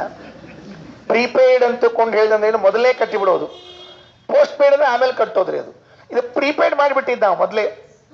4-8 ವರ್ಷ ಮೊದಲೇ ಕರವನ್ನ ಟ್ಯಾಕ್ಸ್ ಅನ್ನ ಸಂದಾಯ ಮಾಡ್ಕೊಂಡು. ಯಾಕೆ? ಅವನ ಬುದ್ಧಿ ಹೆಂಗ್ ಓಡ್ತಿತ್ತು ಅಂದ್ರೆ, ಇನ್ ಕೇಸ್ ನಾ ಸತ್ರೆ ಪಾಂಡವ ರಾಜ್ಯಕ್ಕೆ ಬಂದ್ರೆ ಏನ್ ಸಿಗಬಾರ್ದು ಅವರಿಗೆ? ಪ್ರಜೆಗಳಿಂದ ಕರ ಸಿಗಬಾರ್ದು, ರಾಜ್ಯ ಅಭಿವೃದ್ಧಿ ಆಗಬಾರ್ದು, ಪ್ರಜೆಗಳೆಲ್ಲ ಇವ್ರ ಮೇಲೆ ಸಿಟ್ಟಿ ಎದ್ದು ಶಾಪ ಹಾಕಬೇಕು, ಬಿಟ್ಟು ಹೋಗ್ಬೇಕು ಅಂತೆಲ್ಲ ಪ್ಲಾನ್ ಮಾಡಿದ್ದಾವ. ಇದು ಪಕ್ಕಾ ರಾಜಕಾರಣಿ. ನಮ್ಮ ಕೆಲವು ರಾಜಕಾರಣಿಗಳು ಇರ್ತಾರಲ್ಲ, ಹಂಗ ಪಕ್ಕಾ ರಾಜಕಾರಣ. ದುರ್ಯೋಧನ ನೋಡಿ ಕಲಿಬೇಕ್ರಿ ಇದಕ್ಕೆ. ಕಣಿಕ ನೀತಿ ಅಂತ ಇದಕ್ಕೆ ಹೆಸರು ಹೇಳ್ತಿರ್ತಾರೆ, ಕಣಿಕ ನೀತಿ ಅಂತ. ಕಣಿಕ ನೀತಿ ಅಂದ್ರೆ ಏನ್ರಿ? ಬರೀ ಟೊಪಿಗೆ ಹಾಕೋದಕ್ಕೆ ಕಣಿಕ ನೀತಿ ಅಂತ ಕರೀತಿರ್ತಾರೆ. ಇನ್ನೇನು ಆ ಟೊಪಿಗೆ ಹಾಕಿದ್ದು ಕಾಣಿಸಂಗಿಲ್ರಿ. ಅದು ಹಾಕಿದ್ದು ಕಾಣಿಸಂಗಿಲ್ಲ. ಅವ್ರವ್ರ ಸೈಜ್ ನೋಡ್ಕೊಂಡು ಹಾಕ್ತಿರ್ತಾರಂತ ಟೊಪಿಗಿನ್ನ. ಅಷ್ಟು ಚಂದ ಹೊಲಿಸಿರ್ತಾರ್ರಿ. ಈ ರಾಜಕಾರಣಿಗಳು ನೋಡ್ತಿರ್ಬೇಕ್ರಿ. ನೀವು ಯಾವಾಗ ಬಂದ್ರು ನಮ್ಮನೆ ಬಾಗ್ಲ ತೆಗೆದಿರ್ತಂತ ಹೇಳ್ತಾರ್ರಿ. ಹೋಗಿ ನೋಡ್ರಿ ನಮ್ ಸಲ ಗೊತ್ತಾಗ್ತದೆ. ಊರಾಗಿರ್ಬೇಕಲ್ಲ, ಅವ್ರು ಇದ್ರ ಬಾಗ್ಲ ತೆಗಿಬೇಕು. ಅವ್ರು ಊರಾಗಿದ್ರೆ ಬಾಗ್ಲ ತೆಗಿತಾರೆ, ಊರಾಗ ಇಡುವಲ್ಲ, ಎಲ್ಲಿ ಬಾಗ್ಲ ತೆಗಿಬೇಕು? ಅದಕ್ಕೆ ಹೇಳ್ತಾರೆ ನಮ್ಮನಿಗೆ ಬಾರಿ ಬಾಗ್ಲ ತೆಗಿರ್ತೀವಿ ಅಂತೇಳಿ. ಇದು ಹೇಳಿ ಮಾಡಿಸಿ ಟೊಪಿಗೆ ಎಂತಿರ್ತಾರೆ ಬರೋಬ್ಬರಿ. ಹಂಗ ಕರ ತಗೊಂಡಿದ್ದ ಹಸ್ತಿನಾಪುರದಾಗ. ಇದೇ ಹಸ್ತಿನಾಪುರದಲ್ಲಿ ಧರ್ಮರಾಜ 36 ವರ್ಷಗಳ ಕಾಲ ರಾಜನಾಗಿದ್ದಾನೆ. ಧರ್ಮರಾಜ ಆದ್ರೆ ನಮಗೇನ್ರಿ ಅಂದ್ರೆ, ಇದೇ ಭೀಮಸೇನ 36 ವರ್ಷಗಳ ಕಾಲ ಯುವರಾಜನಾಗಿದ್ದಾನೆ ಈ ಹಸ್ತಿನಾಪುರಕ್ಕೆ. ಯಾವ ಹಸ್ತಿನಾಪುರದಲ್ಲಿ ಆಚಾರ್ಯರು ಚಾತುರ್ಮಾಸ್ಯಕ್ಕೆ ಕುಳಿತಿದ್ರೋ ಅದೇ ಹಸ್ತಿನಾಪುರಕ್ಕೆ ಹಿಂದೆ 36 ವರ್ಷಗಳ ಕಾಲ ಯುವರಾಜನಾಗಿ ಬೆಳೆದವರು ಆಚಾರ್ಯ. ಏನ ಆನಂದ ರೀ! ಹೆಂಗಿರಬೇಡ ಈ ಹಸ್ತಿನಾಪುರದಲ್ಲಿ ಆಚಾರ್ಯ ಯುವರಾಜರಾಗಿದ್ದದ್ದು. ನೋಡ್ರಿ, ವಾಯುದೇವರು ನಮಗೊಂದು ಪಾಠ ಕಲಿಸಿದ್ದಾರೆ. ಪಾಪ ಈ ಇತಿಹಾಸವನ್ನ ಓದಿದ್ದಿದ್ರೆ ಕೆಲವರಿಗೆ ಚೆನ್ನಾಗಿ ರಾಜಕಾರಣ ಅರ್ಥ ಆಗತ್ತೆ. ಹನುಮಂತನಾಗಿದ್ದಾಗ ಸಚಿವನಾಗಿತ್ತು, ಮಂತ್ರಿ ಪದವಿಯಲ್ಲಿದ್ದರು ಹನುಮಂತನಾಗಿದ್ದಾಗ. ಭೀಮಾವತಾರದಲ್ಲಿ ಯುವರಾಜರಾದರು, ಮಧ್ವಾವತಾರದಲ್ಲಿ ರಾಜರಾದರು. ಅವರು ಅದಕ್ಕೆ ಕ್ರಮವಾಗಿ ಬರಬೇಕು ಇವೆಲ್ಲ ಪೋಸ್ಟ್ಗಳು. ನಮ್ಮಲ್ಲಿ ಮುನ್ಸಿಪಾಲ್ಟಿ ಮೆಂಬರ್ ಆಗಿರಂಗಿಲ್ರಿ ಅವ, ಪ್ರಧಾನಮಂತ್ರಿ ಆಗ್ತೀನಿ ಅಂತ ಹೊಂಟಿರ್ತಾನ್ರಿ, ಗೊತ್ತಾತಿಲ್ಲ ಯಾರಂತ ಹೇಳಿ. ಹಿಂಗಾಗಿ ಅದು ಏನು ಅಂತಂದ್ರೆ ರಾಮಾವತಾರದೊಳಗೆ ಸುಗ್ರೀವ ಸಚಿವ ಹನುಮಂತ ಅವ್ರಿಗೆ ಹೆಂಗೈತೆ ಟೈಟಲ್, ಸುಗ್ರೀವ ಸಚಿವರು ಅಂತ. ಭೀಮಾವತಾರದಾಗ ಯುವರಾಜರಾಗಿದ್ರಿ, ಮಧ್ವಾವತಾರದಾದಾಗ ವೇದಾಂತ ಸಾಮ್ರಾಜ್ಯದ ಅಧಿಪತಿಗಳಾದರು. ಪೋಸ್ಟ್ ಅದು ಕ್ರಮವಾಗಿ ಬರಬೇಕು ಅಂತ ತಿಳಿಸಿಕೊಟ್ಟಿದ್ದಾರೆ. ಈ ಭೀಮಾವತಾರದಲ್ಲಿ ಏನೊಂದು 36 ವರ್ಷಗಳ ಕಾಲ ರಾಜ್ಯಭಾರ ಮಾಡಿದ್ರಲ್ಲ, ಇದೇ ಹಸ್ತಿನಾಪುರದಲ್ಲಿ 15 ವರ್ಷಗಳ ಕಾಲ ಅಶ್ವಮೇಧ ಯಾಗ ಮಾಡಿದ್ರಂತೆ ಪಾಂಡವರು, ನೆನ್ಬಿಟ್ಕೊಳ್ರಿ. 15 ವರ್ಷ ಅಶ್ವಮೇಧ ಯಾಗ. ಒಬ್ಬೊಬ್ರು 3 ಅಶ್ವಮೇಧ ಯಾಗ ಮಾಡಿದ್ರಂತೆ, ಒಂದಲ್ಲ 3, 5 3 15. ಧರ್ಮರಾಜ ಅವನು 3 ಅಶ್ವಮೇಧ, ಭೀಮಸೇನ 3 ಅಶ್ವಮೇಧ, ಅರ್ಜುನ ನಕುಲ ಸಹದೇವ 5 ಜನ 3 ಅಶ್ವಮೇಧ ಯಾಗವನ್ನ ಮಾಡಿ 15 ವರ್ಷಗಳ ಕಾಲ ಅಶ್ವಮೇಧವೇ ಅಶ್ವಮೇಧ ಅಂತ. 36 ವರ್ಷದೊಳಗೆ 15 ವರ್ಷ ಇದಾಗೋತ್ರಿ ಬರೀ ಯಜ್ಞಯಾಗ ದಾನ ದಾನ ದಾನ ಮಾಡಿಸಿದ್ ಯಾರು ಗೊತ್ತಾ? ಸ್ವತಃ ವೇದವ್ಯಾಸ ದೇವರೇ ಪುರೋಹಿತರಾಗಿ ನಿಂತುಕೊಂಡು ಕೃಷ್ಣ ಪರಮಾತ್ಮನೇ ನಿಂತು ಮಾಡಿಸಿದ್ದಂತೆ. ಅಲ್ಲಿ ಭೀಮಸೇನನ 3 ಅಶ್ವಮೇಧ ಯಾಗಗಳು ನಡೆದಿದ್ದು ಇದೇ ಹಸ್ತಿನಾಪುರದಲ್ಲಿ. ಅಂತಹ ಹಸ್ತಿನಾಪುರದಲ್ಲಿ ಮಧ್ವಾಚಾರ್ಯ ಚಾತುರ್ಮಾಸ್ಯ ಕೊಡ್ತಾ ಇದ್ದಾರೆ. ಯಾವ ಹಸ್ತಿನಾಪುರದಲ್ಲಿ ಭೀಮಸೇನ ಯುವರಾಜನಾಗಿ ಬಂದಿದ್ದ, ಯಾವ ಹಸ್ತಿನಾಪುರದಲ್ಲಿ ಭೀಮಸೇನ 3 ಅಶ್ವಮೇಧ ಯಾಗಗಳನ್ನು, ಬರೀ ಭೀಮಸೇನ ಒಬ್ಬನೇ ಅಲ್ಲ, ಭೀಮ ಅರ್ಜುನ ನಕುಲ ಸಹದೇವರು ಎಲ್ಲರೂ ಮಾಡಿದ್ರು. ಒಂದೊಂದು ಯಾಗಕ್ಕೆ ದಕ್ಷಿಣಿ ಕೊಟ್ಟದ್ ನೋಡಿದ್ರೆ ಗಾಬರಿ ಆಗ್ತಿತ್ತಂತ. ಆ ಅಶ್ವಮೇಧ ಯಾಗದೊಳಗೆ ಒಂದೊಂದು ಯಜ್ಞಕ್ಕೆ ದಕ್ಷಿಣಿ ಕೊಟ್ಟದ್ ಗಾಬರಿ ಆಗ್ಬೇಕಂತ. ಅನ್ನ ಮಾಡಿಸಿದ್ರಂತ್ರಿ ಊಟಕ್ಕೆ ಬಂದವರಿಗೆ. ಹೆಂಗಿತ್ತು ಅಂತ ಕೇಳಿದ್ರೆ ಅನ್ನದ ಪರ್ವತ ಇತ್ತಂತ. ಅದು ಅನ್ನದ ಪರ್ವತ ಅಂದ್ರೆ ಏನ್ ಅರ್ಥ ಆಗ್ತದೆ ನಮ್ಗೇನ್ರಿ? ನಮಗೆ ಎಲ್ಲಮ್ಮನ ಗುಡ್ಡು ಗೊತ್ತಿಲ್ರಿ, ನಮ್ಗೆ ಇಲ್ಲೇ ಬಾಜುಕ್ ಇಲ್ಲೇ ಅವು ಇದ್ದಾಳಕ್ಕೆ ಎಲ್ಲಮ್ಮ, ಆಕಿನ ಗುಡ್ಡು ಗೊತ್ತಿಲ್ಲ ನಮಗೆ. ಈ ಅನ್ನದ ಗುಡ್ಡು ಏನ್ ಗೊತ್ತಾಗ್ಬೇಕ್ರಿ ನಮಗೆಲ್ಲ? ಪರ್ವತಗಳು, ಸಾರು ಹುಳಿ ಎಲ್ಲ ಕಾಲುವೆಗಳು ಹರಿದಂತೆ ಹರಿತಿದ್ವಂತ. ಅವು ಹಿಂಗ ಬಕೀಟ್ ಇದು ಬಗ್ಸ್ಕೋಬೇಕ ಪ್ರಸಂಗ ಇದ್ದಿದ್ದಿಲ್ರಿ. ಬಕೀಟ್ ಎದ್ದೋದು ಹಿಂಗ ಎದ್ದು ಬಿಟ್ಟು ತಗೊಂಡು ಹೋಗ್ಬಿಡೋದು ಅಷ್ಟು ಕೆಲಸ. ಊಟಕ್ಕೆ ಕೂತಿದ್ರೆ ಧರ್ಮರಾಜ ಭೀಮಸೇನಿಗೆ ಹೇಳಿದ್ನಂತ, ನೋಡಪ್ಪ ಊಟಕ್ಕೆ ಕೂತ್ರೆ ಎಷ್ಟು ಮಂದಿ ಕೂತ್ರು, ಏನು ಊಟ ಆಯ್ತು ಒಂದು ಸ್ವಲ್ಪ ಲೆಕ್ಕ ಸಿಗ್ಬೇಕು ನಮಗೆ, ಬ್ರಾಹ್ಮಣರು ಊಟ ಇಷ್ಟು ಹಾಕಿಸ್ಬೇಕಂತದ, ಅದಕ್ಕೆ ಊಟಕ್ಕೆ ಕೂತಾಗೊಮ್ಮೆ ಗಂಟಿ ಹೊಡಿ ಅಂತ ಹೇಳಿದ್ರಂತ. ಸರಿ ಎಂದಿದಂತ. ಎಷ್ಟು ಮಂದಿ ಊಟಕ್ಕೆ ಕೂತಾಗೊಮ್ಮೆ ಗಂಟಿ ಹೊಡಿತೀವಿ, ಒಂದು ಪಂಕ್ತಿ ಆದಾಗ ಒಂದು ಗಂಟಿ ಹೊಡಿ ಅಂತಿದ್ರಂತ. ಬೆಳಗಿನ ಸಂಜೆ ತನಕ ಗಂಟಿ ಬಾರಿಸೋದು ನಿಂತಿದ್ದೇ ಇಲ್ಲಂತ. Ton ton ton ton. ಎಷ್ಟು ಮಂದಿ ಕೂತಿದ್ರು? 1 ಲಕ್ಷ ಮಂದಿ ಅಷ್ಟೇ ಕೂತಿದ್ರಂತ ಊಟಕ್ಕೆ. ಒಂದು ಪಂಕ್ತಿಗೆ 1 ಲಕ್ಷ ಮಂದಿ. ನಮ್ಮ ಒಂದು 100 ಕೂತಿರ್ತಾವ್ರಿ, 50 ಮಂದಿ ಬಡಿಸೋರು. ಅದಕ್ಕೆ ಕೂತವ್ರು 100 ಮಂದಿ, ಬಡಿಸೋರು 50 ಮಂದಿ. ಏನ್ ತರಬೇಕು ಗೊತ್ತಾಗಂಗಿಲ್ಲ ಇಷ್ಟು ಮಾಡಿ. ಆಮೇಲೆ ಹಾಕಿದ್ದ ದುಬು ದುಬು ದುಬು ದುಬು ಹಾಕಿಬಿಡೋದು ಅಷ್ಟು ಕೋಳಿ. ಹಿಂಗೆ ಉಣ್ತಿರ್ತಾನೆ ಇನ್ನೊಂದು ಬಂದ್ಬಿಟ್ಟಿರ್ತದೆ, ಹಿಂಗೆ ಉಣ್ತಿರ್ತಾನೆ ಇನ್ನೊಂದು ಬಂದ್ಬಿಟ್ಟಿರ್ತದೆ. ಯಾಕಿಷ್ಟು? ಇಲ್ಲ, ದೇವ್ರ ನೈವೇದ್ಯ ತಡ ಮಾಡಬಾರ್ದಂತ, ಲಘು ಲಘು ತಗೋಬೇಕಂತ. ಅಲ್ಲೂ ನನ್ನ ಹೊಟ್ಟೆ ಇಳಿಬೇಕು ಬೇಡ, ಹಂಗೆಲ್ಲ ಇಲ್ಲ, ಲಘು ಲಘು ಹಾಕಿಬಿಡೋದು ಅಷ್ಟು ಕೆಲಸ. ಅದಕ್ಕೆ ಅದ್ರೊಳಗೂ ಭಾಗವರಿ. ಮತ್ತೆ ಆಮೇಲೆ ಹೇಳ್ತೀನಿ ಸಕಾಶ. ಅದೇನಾಯಿತು ಅಂದ್ರೆ ಅನ್ನ ಪರ್ವತ ರಸಗಳ ಧಾರಾಹ, ಇಂಥ ಅದ್ಭುತವಾಗಿರುವಂತಹ ಒಂದು ಯಾಗವನ್ನ ಮಾಡಿದ ಸ್ಥಳ ಮುಗಿತಂತ. ಕೊನೆಗೆ ದಾನ ಕೊಟ್ರಂತ್ರಿ. ದಾನ ಕೊಡ್ಬೇಕಾದ್ರೆ ಹೆಂಗ್ ಕೊಟ್ರು ಅಂತ ಕೇಳಿದ್ರೆ, ಇದು ತಕಡಿ ತೂಕ ಹಾಕಿ ದಾನ ಕೊಡ್ಬೇಕಂತ್ರಿ. ಎಲ್ಲ ಅವನ್ ಕೂಡಿಸಿ, ಧರ್ಮರಾಜನ್ ಕೂಡಿಸಿ, ಭೀಮನೇನು ಕೂಡಿಸ್ಲಿಕ್ಕೆ ಹೋಗ್ಲಿಲ್ಲ. ಯಾಕಂದ್ರೆ ಭೀಮನ್ ಕೂಡಿಸಿದ್ರೆ ಅವ್ಯಾವ ಸಾಮಾನು ಸಿಗ್ತಿದ್ದಿಲ್ಲ ಬಿಡಿ ತೂಕಕ್ಕೆ ಹಾಕ್ಲಿಕ್ಕೆ. ಅದಕ್ಕೆ ಪಾಪ ಧರ್ಮರಾಜನ್ ಕೂಡಿಸಿದ್ರು. ಅದಕ್ಕೆ ಸ್ವಾಮಿಗಳು ಸೈಜ್ ನೋಡ್ಕೊಂಡು ಪದಾರ್ಥಗಳನ್ನ ಹೇಳ್ತಿರ್ತಾರ್ರಿ. ಅಂದ್ರೆ ತುಲಾಭಾರ ಅಂದ್ಬಿಡೋಣ ಒಮ್ಮಿಂದೊಮ್ಮೆಲೆ. ಸ್ವಾಮಿಗಳು ಒಳ್ಳೆ ಭಾರವಾಗಿರೋಣ, ಒಳ್ಳೆ ಭಾರದಾಗಿರೋಣ. ಅವ್ರನ್ನ ಕೂಡಿಸಿದ್ರೆ 4 ಅಕ್ಕಿ ಚೀಲದ ತುಲಾಭಾರ. ಇವು ಸಣ್ಣ ಅಗದಿ ನಮ್ಮ ಪೇಜಾರ್ ಸ್ವಾಮಿಗಳಿದ್ರು ನೋಡ್ರಿ, ಅಂಥವ್ರನ್ನ ಕೂಡಿಸಿದ್ರೆ 5-5 ರೂಪಾಯಿ ಕಾಯಿನ್ ನಡೀತಾವ್ರಿ. ಸರಳ ತೋಗಿಬಿಡ್ತಾರೆ ಅವ್ರಿಗೆ. ಏನು ಬೇಟೆ ಇಲ್ಲ ಪುಣ್ಯಾತ್ಮರಿಗೆ ಅವ್ರಿಗೆ. ನಮ್ಮಲ್ಲಿ ಮಾಡಿದ್ರಿ, ನಮ್ಮಲ್ಲಿ ವಿದ್ಯಾಮಾನ ತೀರ್ಥ ಶ್ರೀಪಾದಂಗಳು ಶತಮಾನೋತ್ಸವ ಕಾರ್ಯಕ್ರಮ ಈ ಕೃಷ್ಣ ಮಠದಲ್ಲಿ ಭಂಡಾರಕೇರಿ ಶ್ರೀಪಾದಂಗಳವರು ಇವರು ವಿದೇಶ ತೀರ್ಥರು ಮಾಡಿದ್ರು. ನಾವು ಅವಾಗಲ್ಲಿ ಇದ್ವಿ. ಅವು ಗುರುಗಳು ಬಂದರು, ಪೇಜಾವರ ಶ್ರೀಗಳು, ವಿಶ್ವೇಶ ತೀರ್ಥರು ಅಂತ ಹೇಳಿ ಅವ್ರು ತುಲಾಭಾರ ಏನ್ ಇಡಬೇಕು ಅಂತ ಪ್ರಶ್ನೆ ಬಂತು. ಏನ್ ಇಡಬೇಕು? ಅವ್ರು ನೋಡಿದ್ರೆ ಗೊತ್ತಾಗ್ತದೆ ಹೆಂಗಿದ್ರು ಅಂತ. ಅದಕ್ಕೆ ಭಂಡಾರಕೇರಿ ಶ್ರೀಗಳು ಒಂದೇ ಮಾತು, 5-5 ರೂಪಾಯಿ ಕಾಯಿನ್ ನಾಡಿ ಚೀಲ ತಂದ್ಬೋಣ ಅಂತ ಹಿಂಗೆ ತಂದು ಇಟ್ಬಿಟ್ರು. ಸೋಮವಾರ ಏನ್ ಬಿಟ್ರು, ಮುಗಿದ ಕೆಲಸ. ಭಾರವೇ ಇಲ್ಲ. ಜ್ಞಾನದಿಂದ ಭಾರ ಇದ್ದು ದೇಹದಿಂದ ಭಾರ ಇಲ್ಲದೆ ಇದ್ದವ್ರು ಸ್ವಾಮಿಗಳಾಗಿದ್ರು. ಎಲ್ರಿಗೂ ನಿಜವಾಗಿ ಭಾರ ಅಂದರೆ ಗುರುತ್ವ ಇತ್ತು ಎಲ್ರಲ್ಲೂ ಕೂಡ ಅಂತ ನಾನು ನೋಡಿದ್ದೇನೆ, ಕಣ್ಣಾರು ನೋಡಿದ್ದು ಹೇಳ್ತಾ ಇದ್ದೀನಿ ನಾನು.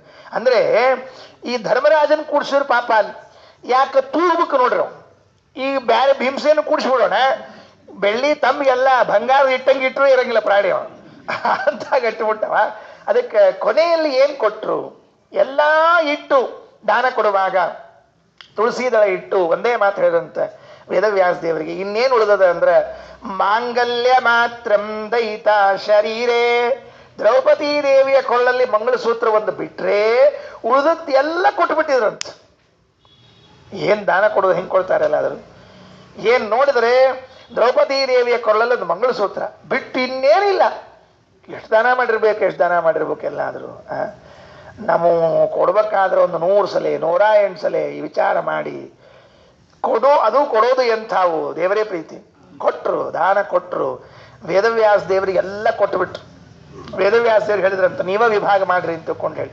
ವೇದವ್ಯಾಸ ದೇವರೇ ಯಾರ್ಯಾರು ಪಂಡಿತರಿಗೆ ಯಾರ್ಯಾರು ಬ್ರಾಹ್ಮಣರಿಗೆ ಏನೇನು ಕೊಡ್ಬೇಕಂತ ಎಲ್ಲ ಕೊಟ್ರಂತ. ಆ ಹೋಗ್ಬೇಕಾದ್ರೆ ಆಚಾರ ಅಷ್ಟರು ಏನ್ ಮಾಡಿದ್ರು ಗೊತ್ತೇನ್ರಿ, ತುಳಸಿ ದಳ ಕಿವ್ಯಾಗಿ ಇಟ್ಕೊಂಡು ಒಟ್ಟು ಅವಂಗ ಕೊಟ್ಟು ಹೋಗ್ಬಿಟ್ರು. ಮತ್ತೆ ಹಿಂಗ ಆಚಾರ ಇದ್ರೆ ಚಲೋ ಕೊಡ್ಬೋದ್ರಿ ದಾನನ. ಹಿಂಗ ಹೊಳ್ಳಿ ಕೊಟ್ಟು ಹೋಗುವ ಆಚಾರ ಇದ್ರೆ ಬೇಕಾಷ್ಟು ಕೊಡ್ಲಿಕ್ಕೆ ಬರ್ತದೆ, ತಗೊಂಡು ಹೋಗುವ ಆಚಾರ ಇದ್ರೆ ನಾವೇನು ಕೊಡ್ತೀವಿ ಎಲ್ಲರೂ. ಹಿಂಗ 15 ವರ್ಷಗಳ ಯಾಗವನ್ನ ಮಾಡಿಸಿರುವಂತಹ ಹಸ್ತಿನಾಪುರ, ಅಲ್ಲಿ ಮಧ್ವಾಚಾರ್ಯ ಚಾತುರ್ಮಾಸ್ಯ ಕೂತರು. ಪ್ರಾಪ್ತಸ್ತೋ ಹಸ್ತಿನ ರಾಜಧಾನೀಂ ಮಾಸಾನುವಾಸೇ ಸವಾಸ ಯೋಗ್ಯಾನ್ ಮತಾಂತರೇ ಸಂತ ಗುಣಾಂತರಸ್ಸನ್ ಏಕಾಂತ ದೇಶೇ ಸರಿತೋ ಸಮೀಪೆ. ಕೂಡೋ ದಿವಸ ಮಾತ್ರ ಒಂದ್ ದಿವಸ ಹೋಗಿ ಗಂಗಾ ಸ್ನಾನ ಮಾಡ್ಕೊಂಡು ಬಂದ್ಬಿಟ್ರು. ಬಿಡೋ ಹಂಗಿಲ್ಲ, ಒಂದ್ ದಿವಸ ಗಂಗಾ ಸ್ನಾನ ಮಾಡಬೇಕು ಅಂತ ಹೇಳಿ ಹೋದ್ರು. ಗಂಗಾ ಸ್ನಾನ ಮುಗಿಸ್ಕೊಂಡು ಬಂದ್ಬಿಟ್ರು. ಬಂದ ಮೇಲೆ ಮಾರನೇ ದಿವಸದಿಂದ ಹೋಗೋದಾಗ್ಲಿಲ್ಲ. ಯಾಕಂದ್ರೆ ಮಠ ಒಂದ್ ಕಡೆಗೆ ಅಲ್ಲೊಂದ್ ಕಡೆಗೆ ನಿತ್ಯ ಈ ಪಾಠ ಪ್ರವಚನಗಳು. ಈ ಹಸ್ತಿನಾಪುರಕ್ಕೆ ಚಾತುರ್ಮಾಸ್ಯಕ್ಕೆ ಕುಳಿತಾಗ ಮತ್ತೊಂದು ಘಟನೆ ಆಯ್ತಂತ. ಏನು ಅಂದ್ರೆ ಶಿಷ್ಯರೆಲ್ಲ ಪ್ರಾರ್ಥನಾ ಮಾಡ್ಕೊಂಡ್ರಂತ ಗುರುಗಳಿಗೆ, 4 ತಿಂಗಳು ಇದ್ದೀವಿ, ನೀವು ಬ್ರಹ್ಮಸೂತ್ರಗಳಿಗೆ ವ್ಯಾಖ್ಯಾನ ಬರೆದು ಬಿಟ್ರಿ, ಗೀತೆಗೆ ವ್ಯಾಖ್ಯಾನವನ್ನು ಬರೆದು ಬಿಟ್ರಿ, ತಂತ್ರಸಾರ ಆಯಿತು, ಸದಾಚಾರ ಸ್ಮೃತಿ ಆಯಿತು, ಅನುಭಾಷ್ಯ ಆಯಿತು, ಎಲ್ಲ ಕರೆಕ್ಟು. ಉಪನಿಷತ್ತುಗಳ ಅರ್ಥವನ್ನು ನಿಮ್ಮ ಬಾಯಿಂದ ಕೇಳಬೇಕು ಅಂತ ಅಪೇಕ್ಷೆ ಇದ್ರು. ಈಶಾವಾಸ್ಯ, ಕೇನ, ಕಠ, ಮುಂಡ, ಮಾಂಡೂಕ್ಯ, ತೈತ್ರೀಯ, ಐತ್ರೇಯ, ಬೃಹದಾರಣ್ಯಕ, ಚಾಂದೋಗ್ಯ, ಈ ಉಪನಿಷತ್ತುಗಳಿಗೆ ಅರ್ಥ ಕೇಳಬೇಕು ಅಂತ ಅಪೇಕ್ಷೆ ಇದೆ. 4 ತಿಂಗಳು ಚಾತುರ್ಮಾಸ್ಯ. ಸ್ವಾಮಿಗಳಿಗೆ ಏನು ಕೆಲಸ ರೀ, ಬೆಳಗಿನ ಸಂಜೆ ತನಕ ಬರೀ ಪಾಠ ಹೇಳೋದು. ಅದಕ್ಕೆ ದಯಮಾಡಿ ನಿಮ್ಮ ಬಾಯಿಂದ ಉಪನಿಷತ್ತುಗಳ ಉಪನ್ಯಾಸ ಆಗಬೇಕು. ಆ ಊರಿನಲ್ಲಿ 800 ವರ್ಷದ ಕೆಳಗೆ ಇರುವ ಸಾತ್ವಿಕ ಚೀತನರಲ್ಲೆಲ್ಲ ಜೀವರಾಶಿಗಳೆಲ್ಲ ಈ ಮಠಕ್ಕೆ ಓಡ್ಕೊಂಡು ಬಂದನಂತೆ. ಏನು ವೇದಗಳ ಪ್ರವಚನ, ಉಪನಿಷತ್ತಿನ ಪ್ರವಚನ ಆಗ್ತಾ ಇದೆ ಅಂತ ಹೇಳಿದಾಗ ಜನ ತುಂಬಿ ಕೂಡ್ತಿತ್ತಂತೆ. ಮಠ ಸಾಲ್ತಿರ್ಲಿಲ್ಲ. ಹೊರಗೆ ನಿಂತ್ಕೊಂಡು ಎಲ್ಲೋ ಕೂತ್ಕೊಂಡು ಕೇಳೋದು. ಆಚಾರ್ಯರ ಧ್ವನಿಯೋ ಕಂಚಿನ ಕಂಠ. ಉಪನ್ಯಾಸ 16ನೇ ಸರ್ಗದಲ್ಲಿ ಬರ್ತದೆ ಕಥೆ. ಆಚಾರ್ಯರು ಉಪನ್ಯಾಸ ಮಾಡ್ತಾ ಇದ್ರೆ ಮೈಕ್ ಬೇಡ, ಮತ್ತೊಂದು ಬೇಡ, ಮುಗುದೊಂದು ಬೇಡ. ನಮಗ ಮೈಕ್ ಇಲ್ಲದ್ರೆ ಹೇಳಿಕ್ ಬರಂಗಿಲ್ಲ ನಮಗ, ಅವ್ರಿಗೇನಿಲ್ಲ. ಕೊನೆಯಲ್ಲಿ ಕೂತವನಿಗೂ ಕೂಡ ಮೊದಲಿಗೆ ಕೂತವನಿಗೆ ಎಷ್ಟು ಸ್ಪಷ್ಟವಾಗಿ ಕೇಳಬೇಕು ಅಷ್ಟೇ ಚಂದಾಗಿ ಕೇಳ್ತಿತ್ತಂತೆ, ಅಷ್ಟೇ ಇಂಪಾಗಿ ಕೇಳ್ತಿತ್ತಂತೆ. ಆಚಾರ್ಯರು ಹಸ್ತಿನಾಪುರದಲ್ಲಿ ಉಪನಿಷತ್ ಭಾಷ್ಯಗಳ ರಚನೆಯನ್ನು ಮಾಡ್ತಾ ಇದ್ದಾರೆ. ಎದುರಿನಲ್ಲಿ ಋಷಿಕೇಶ ತೀರ್ಥರು, ಜನಾರ್ದನ ತೀರ್ಥರು, ನರಸಿಂಹ ತೀರ್ಥರು, ಉಪೇಂದ್ರ ತೀರ್ಥರು, ಸತ್ಯತೀರ್ಥರು, ಅವರ ಹಿಂದೆ ಗೃಹಸ್ಥಾಶ್ರಮಿ ಶಿಷ್ಯರು, ಅವರ ಹಿಂದೆ ಅವರ ಸೇವಕ ವರ್ಗ, ಅವರ ಹಿಂದೆ ಊರಿನ ಸದ್ಗೃಹಸ್ಥರು, ಅವರ ಹಿಂದೆ ಎಲ್ಲ ಜನ ಕೂತಿದ್ದಾರೆ. ಕುಳಿತುಕೊಂಡು ಆಚಾರ್ಯರ ಬಾಯಿಂದ ಅವಿರತವಾಗಿ 4 ತಿಂಗಳು ಕೇಳಬೇಕು ಅಂತ ಜನಜಾತ್ರಿ, ಜನಸ್ತೋಮ. ಆಚಾರ್ಯರು ಉಪನಿಷತ್ತುಗಳಲ್ಲಿ ವ್ಯಾಖ್ಯಾನ ಮಾಡ್ತಾ ಇದ್ದಾಗ ಎಷ್ಟೆಷ್ಟು ಸುಂದರವಾದ ಅರ್ಥ ಹೇಳಿದ್ದಾರೆ. ಈಶಾವಾಸ್ಯಮಿದಂ ಸರ್ವಂ ಯತ್ಕಿಂಚ ಜಗತ್ಯಾಂ ಜಗತ ತೇರತ್ಯಕ್ತೇನ ಭಂಜೀತಾಃ ಮಾಗಧ ಕಸ್ಯ ಸಿದ್ಧನಂ. ಒಂದೊಂದು ಮಂತ್ರಗಳಿಗೂ ಆಚಾರ್ಯರು ತಿಳಿಯಾಗಿ ಬಿಡಿಯಾಗಿ ಅರ್ಥ ಹೇಳ್ತಾ ಇದ್ರೆ ಕುಳಿತ ಶಿಷ್ಯರೆಲ್ಲ ಆಚಾರ್ಯರ ಭಾಷ್ಯವನ್ನು ದಾಖಲೆ ಮಾಡಿ ಇಡ್ತಾ ಬರ್ತಾ ಇದ್ದಾರೆ. ಎಲ್ರಿಗೂ ಸಂತೋಷ ಆಗಿದ್ದರೆ ಒಬ್ಬರಿಗೆ ಮಾತ್ರ ಅಸಮಾಧಾನ ಆಗಿತ್ತಂತೆ. ಹಂಗೆ ಆಗ್ತದ್ರಿ, ಎಲ್ಲರಿಗೂ ಎಲ್ಲಿ ಸಮಾಧಾನ ಆಗ್ತಿರ್ತದ್ರಿ? ಒಬ್ಬರಿಗೆ ಅಸಮಾಧಾನ ಆದಾಗ ಕಾರ್ಯಕ್ರಮ ಚಲೋ ಇರುತ್ತೆ. ಎಲ್ಲರಿಗೂ ಸಮಾಧಾನ ಕಾರ್ಯಕ್ರಮ ಆದ್ರೆ ಕಾರ್ಯಕ್ರಮ ಆದಂಗೆ ಅಲ್ಲೇ ಇಲ್ಲ. ಮದುವೆ ಸುರಕ್ಷಿತ ಮುಗಿದ ಅಂತ ಅನಿಸ್ಬಿಟ್ರೆ ಮದುವೆನೇ ಅಲ್ರಿ ಅದು. ಎಲ್ಲರೂ ಒಂದ್ ಕಡೆ ಏನೊಂಚೂರು ಆಗಿರ್ಬೇಕ್ರಿ ಅದು. ಕೊನೆಗೇನಿಲ್ಲ ಅಂದ್ರೆ ಏನಪ್ಪಾ ಗೊತ್ತಮ್ಮ, ಅಕ್ಷಂತಿ ನೀರಾಗ್ಯದ ಇದ್ರಾಗಿರ್ಬೇಕ್ರಿ. ಎಲ್ಲ ಬರೋಬರಿ. ಅಕ್ಷಂತಿ ಒಂಚೂರು ಅಳ್ಳಕ್ಕಾಗಿತ್ತು ನೋಡ್ರಿ ಅಂತ ಹೇಳೋ, ಏನೋ ಒಂದು ಕೊಟ್ಟು ಹೋಗ್ಬೇಕು, ಕೀರ್ತಿ ಕೊಟ್ಟು ಹೋಗ್ಬೇಕು. ಹಂಗೆ ಸುಸೂತ್ರ ಆಗಬಾರ್ದಲ್ಲ. ಅದು ಒಬ್ಬರಿಗೆ ಅಸಮಾಧಾನ ಆಗಿತ್ತು. ಯಾರಿಗೆ? ಗಂಗೆಗೆ ಅಸಮಾಧಾನ ಆಗಿತ್ತು. ಯಾಕೆ ಗಂಗೆಗೆ ಅಸಮಾಧಾನ? ನಮ್ಮ ಗುರುಗಳು ಅಲ್ಲಿ ಕೂತ್ಬಿಟ್ಟಿದ್ದಾರೆ, ನಿತ್ಯ ಸ್ನಾನಕ್ಕೆ ಬರಬೇಕು, ಅವರು ಸ್ನಾನ ಮಾಡಿದ್ರೆ ನಾನು ಪವಿತ್ರನಾಗ್ತೀನಿ, ಅವರೇ ಬರ್ತಿಲ್ಲ ಅಂತ ಮನಸ್ಸಿನಲ್ಲಿ ನೊಂದುಕೊಂಡು ತಡಿಲಿಕ್ಕಾಗದೆ ಭಿತ್ವಾ ಭುವಂ ದೇವ ನದಿ ಜಗಾಮ ಶಾಖಾ ವಿಶೇಷೇಣ ನಿಷೇವಿತುಂ ತಂ ವಾಣಿ ಚ ಯತ್ ಪ್ರೇಷ್ಯತಯ ಕೃತಾರ್ಥ ಶಿವಾದಿ ವಂದ್ಯಾನ ತದತ್ರ ಚಿತ್ರಂ. ಒಂದು ಶಾಖೆಯಾಗಿ ಅವಳೇ ಹರಿದು ಬಂದ್ಲಂತ. ಅಲ್ಲಿ ಹರಿತಾ ಇದ್ದ ಗಂಗೆ ಇನ್ನೊಂದು ಭಾಗವನ್ನ ಮಾಡಿಕೊಂಡು ಭಿತ್ವಾ ಭುವಂ, ಭೂಮಿಯನ್ನ ಭೇದಿಸಿಕೊಂಡು ಹರಿದು ರಭಸವಾಗಿ ಬರ್ತಾ ಇದ್ದಾಳೆ. ದೇವ ನದಿ ಜಗಾಮ ಶಾಖಾ ವಿಶೇಷೇಣ ನಿಷೇವಿತುಂ ತಂ, ಅವರ ಸೇವೆಯನ್ನ ಮಾಡಬೇಕು ಅಂತ ತಾನೇ ಓಡಿ ಬಂದಿದ್ದಾಳಂತ. ಬಂದ್ರೆ ಆಶ್ಚರ್ಯ ಆಯ್ತು ಜನರಿಗೆಲ್ಲ. ಏನಿದು, ನಮ್ಮೂರ ಗಂಗಾ ಹಂಗ ಹರಿಬೇಕಾದವಳು ಹಿಂಗ್ ಹರಿದಾಳಲ್ಲ ಇವತ್ತು. ಗಂಗೆ ಬಂದ್ಲು ಅಂತ ಆಶ್ಚರ್ಯ ಪಡಬೇಕಾ? ಪಂಡಿತಾಚಾರ್ಯರು ಅಂತಾರೆ ಗಂಗೆ ಬಂದ್ಲು ಅಂತ ಏನು ಆಶ್ಚರ್ಯ ಪಡಬೇಡ್ರಿ. ಯಾಕೆ ಗಂಗೆ ಬಂದ್ಲು ಅಂತ ಆಶ್ಚರ್ಯ ಪಡಬೇಡ್ರಿ ಅಂತ ಕೇಳಿದ್ರೆ, ವಾಣೀಚ ಯತ್ ಪ್ರೇಷ್ಯತಯ ಕೃತಾರ್ಥ, ಸರಸ್ವತೀ ದೇವಿಯರು ಭಾರತೀ ದೇವಿಯರು ಯಾರಿಗೆ ದಾಸಿಯರಾಗಿದ್ದಾರೋ ಅಂಥ ವಾಯುದೇವರ ಹತ್ರ ಗಂಗಾದೇವಿ ಬಂದ್ಲು ಅಂತ ಏನು ಆಶ್ಚರ್ಯ. ಯಾರವಳು ಭಾರತೀ ದೇವಿ? ಶಿವಾದಿ ವಂದ್ಯಾನ ತದತ್ರ ಚಿತ್ರಂ, ರುದ್ರಾದಿ ದೇವತೆಗಳಿಂದ ವಂದಿತಳಾದ ಭಾರತೀ ಸರಸ್ವತೀ ದೇವಿಯರೇ ಯಾರ ಮನೆ ಮುಂದೆ ಕೈ ಜೋಡಿಸಿಕೊಂಡು ನಿಲ್ಬೇಕೋ, ಯಾರ ಮನೆ ಅಂಗಳದಲ್ಲಿ ಕಸ ಬಳ್ಕೊಂಡು ನಿಲ್ಬೇಕೋ ಅಂತಹ ಭಾರತೀ ಸರಸ್ವತೀ ದೇವಿಯರೇ ಇದ್ದಾಗ ಈ ವಾಯುದೇವರು ಕುಳಿತಲ್ಲಿ, ಮಧ್ವಾಚಾರ್ಯ ಕುಳಿತಲ್ಲಿ ಗಂಗೆ ಬಂದ್ಲು ಅಂದ್ರೆ ಏನ್ ದೊಡ್ಡ ವಿಷಯವೇ. ವಾಚಾಂ ಯತ್ರ ಪ್ರಣೇತ್ರಿ ತ್ರಿಭುವನ ಮಹಿತಾ ಶಾರದಾ ಶಾರದೇಂದು ಜ್ಯೋತ್ಸ್ನ ಭದ್ರಸ್ಮಿತ ಶ್ರೀ ಧವಳಿತ ಕಕುಭ ಪ್ರೇಮ ಭಾರಂಭ ಭಾರ. ತ್ರಿವಿಕ್ರಮ ಪಂಡಿತಾಚಾರ್ಯ ಅಂತಾರೆ, ನಮ್ಮ ಆಚಾರ್ಯರ ಪಾದಧೂಳಿ, ಆನಂದ ತೀರ್ಥರ ಪಾದಧೂಳಿಯನ್ನ ನೆನೆಸ್ಕೊಳ್ರಿ. ಶ್ರೀಮದ್ ವಿಷ್ಣುಂಗ್ರಿನಿಷ್ಠಾತಿ ಗುಣ ಗುರು ತಮ ಶ್ರೀಮದಾನಂದ ತೀರ್ಥ ತ್ರೈಲೋಕ್ಯಾಚಾರ್ಯ ಪಾದೋ ಜ್ವಲ ಜಲ ಜಲ ಸತ್ಪಾಂಸವೋಸ್ಮಾನ್ ಪುನಂತು ವಾಚಾಂ ಯತ್ರ ಪ್ರಣೇತ್ರಿ ತ್ರಿಭುವನ ಮಹಿತಾ ಶಾರದಾ ಶಾರದಿಂದು ಜ್ಯೋತ್ಸ್ನಾ ಭದ್ರಸ್ಮಿತ ಶ್ರೀ ಧವಳಿತ ಕಕುಭ ಪ್ರೇಮ ಭಾರಂಭ ಭಾರ. ಯಾವ ಆಚಾರ್ಯರ ಪಾದಧೂಳಿಗಳಲ್ಲಿ ತ್ರಿಭುವನ ಮಹಿತಾ ಶಾರದಾ, ಮೂರು ಲೋಕಕ್ಕೆ ಒಡತಿಯಾಗಿರುವಂತಹ ಶಾರದಾದೇವಿ ಅರ್ಥಾತ್ ಭಾರತೀ ದೇವಿಯರು ಪ್ರೇಮ ಭಾರಂಭ ಭಾರ, ಪ್ರೇಮದಿಂದ ಬಾಗ್ತಾರೋ ಆಚಾರ್ಯ ಪಾದಧೂಳಿಗಳಲ್ಲಿ ಅಷ್ಟು ಪ್ರೀತಿ ಮಾಡ್ತಾರೋ. ಎಂತಹ ಶಾರದಾದೇವಿಯವರು? ಶಾರದೆಂದು ಜ್ಯೋತ್ಸ್ನಾ ಭದ್ರ ಸ್ಮಿತ ಶ್ರೀ ಧವಳಿತ ಕಕುಭ ಪ್ರೇಮ ಭಾರಂಭ ಭಾರ. ಭಾರತೀ ದೇವಿಯರು ಒಂದು ಬಾರಿ ಹೀಗೆ ನಕ್ರೆ ಏನ್ರಿ ತ್ರಿವಿಕ್ರಮ ಪಂಡಿತಾಚಾರ್ಯ ವರ್ಣನ ಕೇಳಿದ ಆಶ್ಚರ್ಯ ಆಗ್ತದೆ. ಸುಮ್ಮನೆ ಒಂದ್ ಸರ್ತಿ ಹಿಂಗೆ ನಕ್ಬಿಟ್ರೆ ಸಾಕಂತೆ. ಶಾರದೆಂದು ಜ್ಯೋತ್ಸ್ನಾ ಭದ್ರಸ್ಮಿತ ಶ್ರೀ ಧವಳಿತ ಕಕುಭ ಪ್ರೇಮ ಭಾರಂಭ ಭಾರ.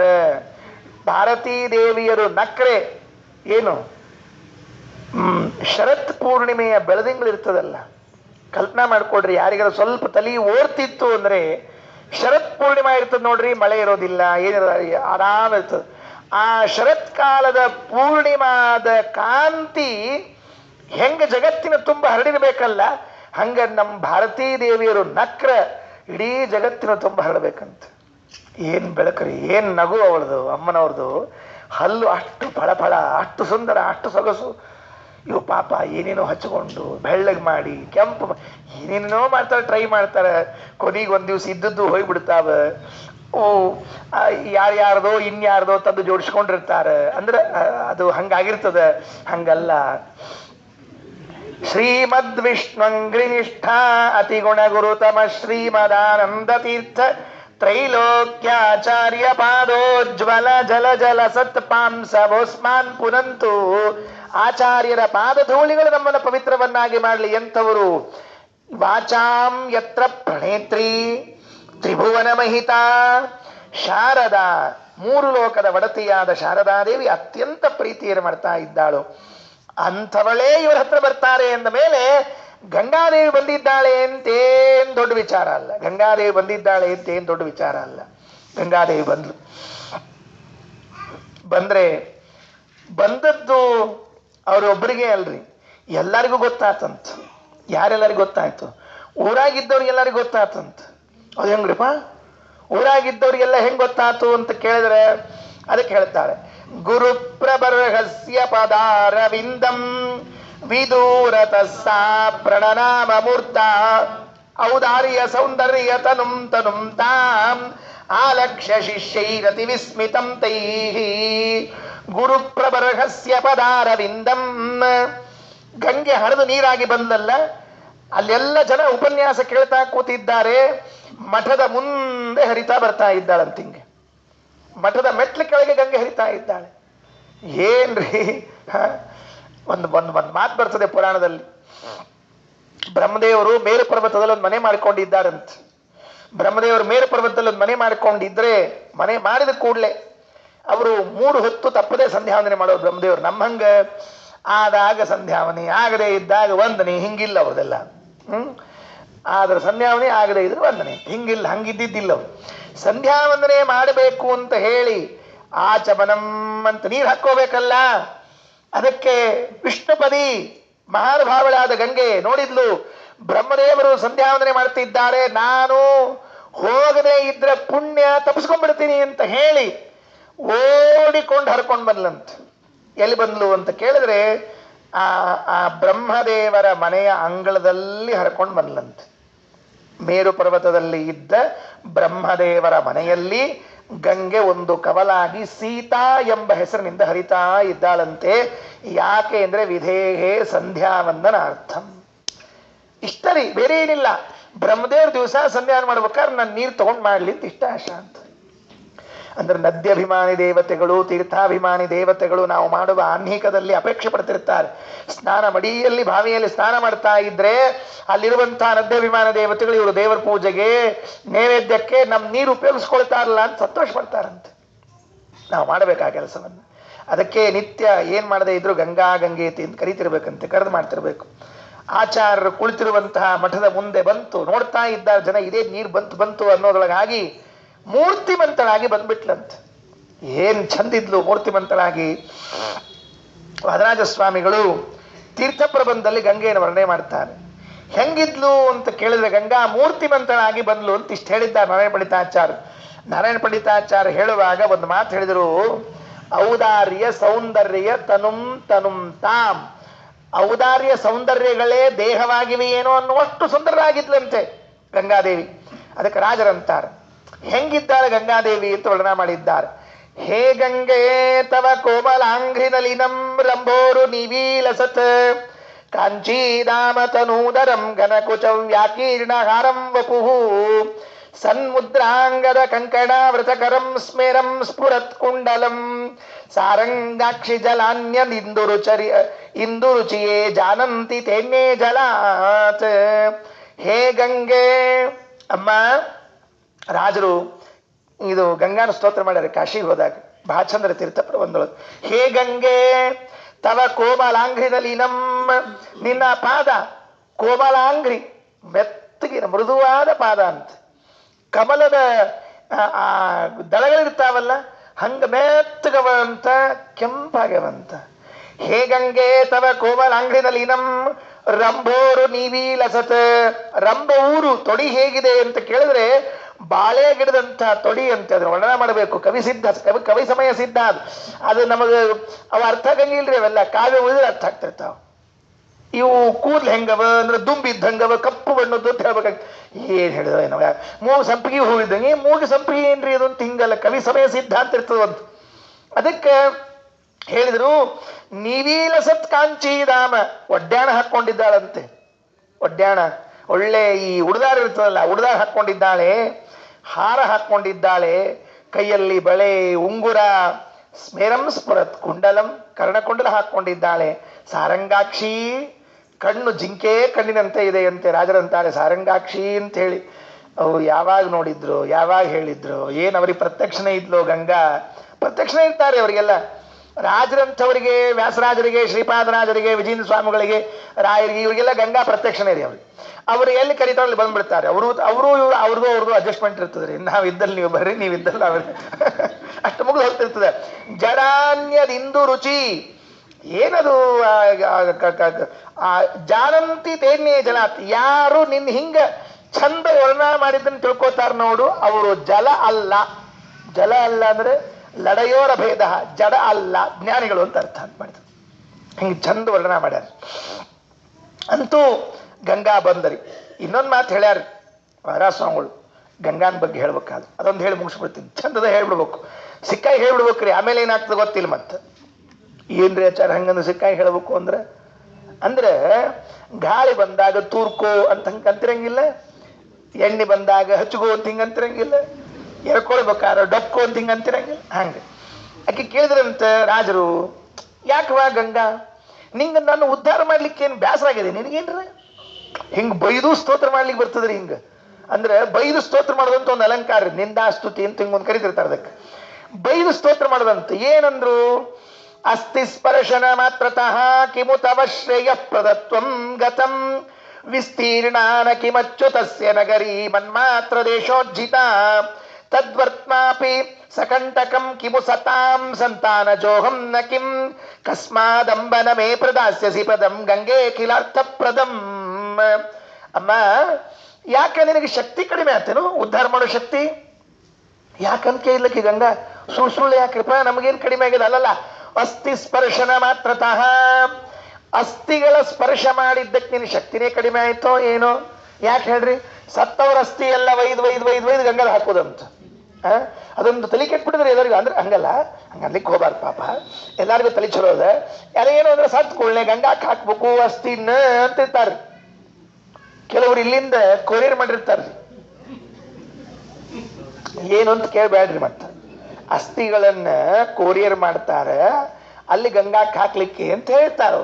ಇರ್ಲಿ, ಅದು ಎಲ್ಲಿ ಹಾಕ್ತಾರ ಅವ್ರು, ಆಮೇಲೆ ಅವ್ರು ಎಲ್ಲಿ ಸಿಗ್ತದಲ್ಲಿ ಹಾಕಿರ್ತಾರೆ, ಇಲ್ಲ ವಿಷಯ ಬರೀ. ಅಸ್ಥಿ ಸ್ಪರ್ಶನ ಮಾತ್ರತಃ, ಎಲ್ಲರಿಗೂ ಅಸ್ಥಿ ಹಾಕಿ ಹಾಕಿ ಹಾಕಿ ಹಾಕಿ, ಅಥವಾ ಆ ಸಗರ ಮಹಾರಾಜನ ಮಕ್ಕಳಿದ್ರಲ್ಲ ಅವರೆಲ್ಲರೂ ನಿನ್ನ ಅಸ್ಥಿ ನೀ ಸ್ಪರ್ಶ ಮಾಡಿದಕ್ಕೆ ಅವ್ರು ಉದ್ಧಾರ ಆದ್ರು. ಹಿಂಗಾಗಿ ನಿನ್ನಲ್ಲಿ ಸ್ಪರ್ಶ ಆದ ಕೂಡಲೇ ನಿನ್ನ ಶಕ್ತಿ ಮುಗಿದು ಹೋತೋ ಹೆಂಗ್? ಮತ್ತ ಅಸ್ಥಿ ಸ್ಪರ್ಶನ ಮಾತ್ರತಃ ಕಿಮು ತವ ಶ್ರೇಯ ಪ್ರದತ್ವಂ ಗತಂ ವಿಸ್ತೀರ್ಣಾನ ಕಿಮಚ್ಯುತಸ್ಯ ನಗರಿ ಮನ್ಮಾತ್ರ ದೇಶೋಜ್ಜಿತ. ಯಾಕ ವೈಕುಂಠದ ಜಾಗ ಇಲ್ಲೇನು? ನನ್ನಷ್ಟು ಕರ್ಕೊಂಡು ನನ್ಗೆ ಇಷ್ಟ ಜಾಗ ಸಾಲ್ವಲ್ತ. ಅಸ್ಥಿ ಸ್ಪರ್ಶ ಮಾಡಿದ್ದಕ್ಕೆ ಶಕ್ತಿ ಹೋಗ್ಯದೋ, ವೈಕುಂಠದಾಗ ಜಾಗ ಇಲ್ವೋ? ತದ್ವರ್ತ್ಮಾಪಿ, ಇಲ್ಲ ಜಾಗ ಅದೇ, ಹೋಗೋ ದಾರ್ಯಾಗ ಮುಳ್ಳು ಕಲ್ಲು ಭಾಳವ ಅಂತೀಯೋ? ಅಥವಾ ನೀ ಸತ್ಕುಲ ಪ್ರಸೂತ ಅಲ್ಲ, ಒಳ್ಳೆಯವ್ರ ವಂಶದಾಗ ಹುಟ್ಟಿಲ್ಲ ಅಂತೀಯೋ? ಕಸ್ಮಾದಂಬ ನಮೇ ಪ್ರದಾಸ್ಯಸಿ ಪದಂ ಗಂಗೆ ಅಖಿಲಾರ್ಥ ಪ್ರದಂ. ಇಷ್ಟೆಲ್ಲ ನನಗಿದ್ದಾಗ ನೀ ಯಾಕೆ ನನಗೆ ಸತ್ಪದ ಅಖಿಲಾರ್ಥವನ್ನು ಕೊಡ್ತಾ ಇಲ್ಲ, ಉದ್ಧಾರ ಮಾಡ್ತಾ ಇಲ್ಲ ಅಂತ ರಾಜ ಸ್ತೋತ್ರ ಮಾಡ್ಯಾರ. ಅದರ ಅರ್ಥ ಏನು? ಗಂಗಾಗ ಅಸ್ಥಿ ಸ್ಪರ್ಶ ಆದ್ರೆ ಉದ್ಧಾರ ಆಗ್ತಾರೆ. ಗಂಗಾ ಸ್ನಾನ ಮಾಡೋದ್ರಿಂದ ವೈಕುಂಠ ಸಿಗ್ತದೆ. ಗಂಗಾ ಸ್ನಾನ ಮಾಡೋದ್ರಿಂದ ಹೋಗುವಾಗ ದಾರಿಯಲ್ಲಿ ಯಾವ ವಿಘ್ನಗಳು ಸಿಗೋದಿಲ್ಲ. ಗಂಗಾ ಸ್ನಾನ ಮಾಡೋರಿಗೆ ಯಾರು ಅಂತ ಕೇಳಿದ್ರೆ ಸದ್ವಂಶದಲ್ಲಿ ಹುಟ್ಟಿದವರೇ, ಒಳ್ಳೆ ಕುಲದಲ್ಲಿ ಹುಟ್ಟಿದವರೇ ಗಂಗಾ ಸ್ನಾನ ಮಾಡ್ಲಿಕ್ಕೆ ಯೋಗ್ಯರಾಗಿರುತ್ತಾರೆ. ಆದ್ರಿಂದ ಅವರಿಗೆಲ್ಲರಿಗೂ ಕೂಡ ಗಂಗೆ ಅಖಿಲಾರ್ಥ ಪ್ರದರಾಗಿದ್ದಾಳೆ ಅಂತ ಸ್ತೋತ್ರವನ್ನು ಮಾಡ್ತಾರೆ ರಾಜರು. ಅಂತೂ ಹೀಗೆ ರಾಜರು ಗಂಗಾ ಸ್ತೋತ್ರವನ್ನು ಒಂದನ್ನು ಮಾಡಿದ್ರು. ಇಲ್ಲಿ ಗಂಗಾ ಬಂದು ನಿಂತ್ಕೊಂಡ್ರು.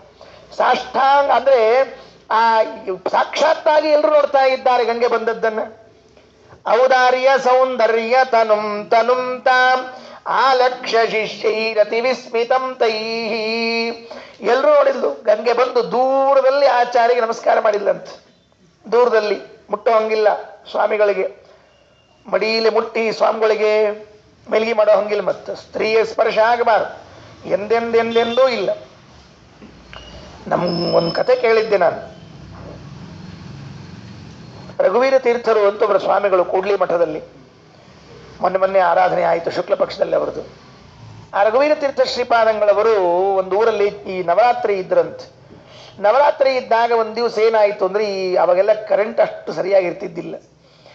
ಒಂದು ಮನೆಯಲ್ಲಿ ನವರಾತ್ರಿ ಇದ್ದಾರೆ, ಆ ಮನೆಯಲ್ಲಿ ಎಲ್ಲ ಗೊಂಬೆಗಳನ್ನು ಕೂಡಿಸಿದ್ರಂತೆ. ಕೂಡಿಸಿದ್ದಿದ್ರೆ ಈ ಹುಡುಗರು ಆಟ ಆಡ್ಬೇಕಾದ್ರೆ ಗೊಂಬೆ ಬೀಳಿಸಿಬಿಟ್ಟಿದ್ರು. ಸ್ವಾಮಿಗಳು ಹೋಗುವಾಗ ಒಂದು ಗೊಂಬೆ ದಾಟಿಕೊಂಡು ಹೋದ್ರಂತೆ. ಕತ್ಲಿ ಒಳಗೆ ಅಸ್ಪಷ್ಟವಾಗಿ ಕಾಣಿಸಿತ್ತು, ಪೂರ್ಣ ಕಾಣಿಸಿದ್ದಿಲ್ಲ, ಒಟ್ಟೊಂದು ದಾಟಿ ನಿಂತು ಗೊತ್ತಾಯ್ತು. ಮುಂದೆ ಹೋದ ಮೇಲೆ ಶಿಷ್ಯಗಳಿದ್ರಂತ, ನಾ ಯಾವ ಗೊಂಬೆ ದಾಟ್ಕೊಂಬಂದು ನೋಡ್ಕೊಂಬ ಅಂತ ಇರಂತ. ಅದು ಗಂಡು ಗೊಂಬೆಯೋ ಹೆಣ್ಣು ಗೊಂಬೆಯೋ ನೋಡ್ಕೊಂಬ ಅಂದ್ರಂತ. ಹೋಗಿ ನೋಡಿದಂತ, ಸ್ವಾಮಿ ಅದು ಯಾವುದೋ ಒಂದು ಗಂಡು ಗೊಂಬೆದ ಅಂತ. ಬದುಕೊಂಡೆ ಅಂದ್ರೆ ಸ್ವಾಮಿ, ಯಾಕೆ ಹೆಣ್ಣು ಗೊಂಬೆ ದಾಟಿದ್ರೆ ಪ್ರಾಯಶ್ಚಿತ್ತ ಮಾಡ್ಕೋಬೇಕಾಗಿತ್ತು ಅಂದ್ರಂತ. ಅಷ್ಟು ಸನ್ಯಾಸ ಧರ್ಮ ಸೂಕ್ಷ್ಮದ ಅಂತ. ಅದರಲ್ಲಿ ಅತಿಶಯೋಕ್ತಿ ಇರಬಹುದು, ಆದರೆ ಸನ್ಯಾಸ ಧರ್ಮ ಅಷ್ಟು ಸೂಕ್ಷ್ಮ. ಸಾಧ್ಯ ಆದಷ್ಟು ಇದರಿಂದ ದೂರ ಇರಬೇಕು. ಸ್ತ್ರೀಯರಿಂದ, ಸಮಾಜದಿಂದ, ಸಂಸಾರದಿಂದ ದೂರ ಇದ್ರೆ ಮನಸ್ಸು ಒಳ್ಳೆ ನಿಗ್ರಹೀತ ಇರ್ತದೆ. ಸ್ವಲ್ಪ 4 ದಿವಸ ಸಮಾಜದ ಜೊತೆಗೆ ಅಂಟ್ಕೊಂಡ್ಬಿಟ್ವಿ ಅಂತ ಇಟ್ಕೊಳ್ರಿ, ತಕ್ಷಣ ವಿಕಾರ ಆಗ್ಬಿಡ್ತದೆ. ಅದಕ್ಕೆ ಸ್ತ್ರೀಯಾದ ಗಂಗೆ ದೂರದಿಂದ ಆಚಾರ್ಯರಿಗೆ ನಮಸ್ಕಾರ ಹಾಕಿ, ಯಾಕೆ ಬರಲಿಲ್ಲ ನೀವು, ಇನ್ಮೇಲೆ ನನ್ನ ನೀರಿನಲ್ಲೇ ನೀವು ಸ್ನಾನ ಮಾಡಬೇಕು ಅಂತ ಹೇಳಿ ಅವ್ರ ಮಠದ ಮುಂದೆ ಹರಿತಾ ಇದ್ದಾಳಂತೆ. ಇದೊಂದು ಘಟನೆ ಹಸ್ತಿನಾಪುರದಲ್ಲಿ ಆಯಿತು ಅಂತ ಪಂಡಿತಾಚಾರ್ಯ ಉಲ್ಲೇಖ ಮಾಡುತ್ತಾರೆ. ಇದು ಓದಿದಾಗೆಲ್ಲ ಒಂದು ನೆನಪಾಗ್ತಿರೋದು ನನಗೆ. ಅದು ಒಂದು ಕಥೆ ಹೇಳಿ ಮುಗಿಸ್ತೇನೆ ಇವತ್ತು. ಏನು ಅಂದರೆ, ಭಾಗವತದಲ್ಲಿ ಒಂದು ಕಥೆ ಬರ್ತದೆ. ಬಲರಾಮ ಕೃಷ್ಣಿಗೆ ಹೇಳಿದ್ನಂತ, ಕೃಷ್ಣ ಭಾಳ ದಿವಸ ಆಯಿತು ಗೋಕುಲಕ್ಕೆ ಹೋಗಿಲ್ಲ, ಗೋಕುಲಕ್ಕೆ ಹೋಗಿ ಬರ್ತೀನಿ ಅಂದಂತ. ಸರಿ ಹೋಗ್ಬಾ ಅಂದ ಕೃಷ್ಣ. ಬಂದರಿ ಗೋಕುಲಕ್ಕೆ. ಬಲರಾಮ ದೇವರಿಗೆ ಒಂದು ಸ್ವಲ್ಪ ಈ ಮಧುರಾಪಾನದ ಹುಚ್ಚಿತ್ತು, ತಗೋತಿದ್ರು ಅವರು. ಹಂಗೇನು ನಿಷೇಧ ಹಂಗೇನು ಇದ್ದಿದ್ದಿಲ್ಲ, ತಗೋತಿದ್ರು ಅವರು. ಅಂದ್ರೆ ರಾತ್ರಿ ತಗೋತಿದ್ರು ಬೆಳಿಗ್ಗೆ ತಗೋತಿದ್ರು ಗೊತ್ತಿಲ್ಲ, ತಗೋತಿದ್ರು. ಅಂದ್ರೆ ಅದನ್ನ ಕೇಳ್ಕೊಂಡು ಮುಂದೆ ಹೋಗೋದು. ಇಲ್ಲ ಆಚಾರ ಹೇಳ್ಯಾರ ಬೆಳಿಗ್ಗೆ ಬರೋದಿಲ್ಲ ಅಂತದು, ಸಂಜೆ ಮಡಿಗೆ ಬರ್ತದೆ ಅಂತ, ಸಂಜೆ ಮಡಿಗೆ ಬರ್ತದೆ ಅಂತ ಕೆಲವು ಹೇಳ್ತಿರ್ತಾರೆ. ಗ್ಯಾಸು ಬೆಳಗಿನ ಮಡಿಗೆ ಬರಂಗಿಲ್ಲ ಅಂತ, ಸಂಜೆ ಮಡಿಗೆ ಬರ್ತದೆ ಅಂತ ಗ್ಯಾಸು ಅಂತ ಹಿಂಗೆ ಹೇಳ್ತಿರ್ತಾರೆ. ಯಾಕೆ ಹೇಳ್ರಿ, ದೂರ ಸ್ಟ್ಯಾಂಡ್ ಹಾಕಿಟ್ಟಿರ್ತೀವಿ ಅದಕ್ಕೆ. ಅದು ಬೆಂಕಿಗೆ ದೋಷ ಇಲ್ಲ ನೋಡ್ರಿ ಆಚಾರ, ಬೆಂಕಿಗೆ ದೋಷ ತಾಗ್ತದೆ, ಬೆಂಕಿ ತಾಕಿನ ದೋಷ ಇಲ್ಲ, ಸಂಜೆ ಮಡಿಗೆ ಬರ್ತದೆ ಅಂತ ಹಿಂಗೆ ಹೇಳ್ತಿರ್ತಾರಲ್ಲ. ಹಂಗೆ ತಗೊಂಡಿದ್ರು. ಎಲ್ಲ ಗೋಪಿಕಾಸ್ತ್ರೀಯರ ಜೊತೆಗೆ ಹರಟಿ ಹೊಡಿತಾ ಚಾಷ್ಟಿ ಮಾಡ್ತಾ ಕೂತಿರುವಾಗ ಬಲರಾಮ ದೇವರು ಯಮುನೆ ಅಲ್ಲಿ ಹರಿತಾ ಇದ್ಲಂತೆ. ಏ ಯಮುನಾ ಬಾ ಇಲ್ಲಿ ಅಂತ ಕರೆದ್ರಂತ. ಬಲರಾಮ ಯಮುನೆಯನ್ನ ಬಾ ಇಲ್ಲಿ ಅಂತ ಕರೆದ್ರಂತ. ಆಕಿ ನೋಡ್ಲೇ ಇಲ್ರಿ ಬಲರಾಮ ದೇವರನ್ನ.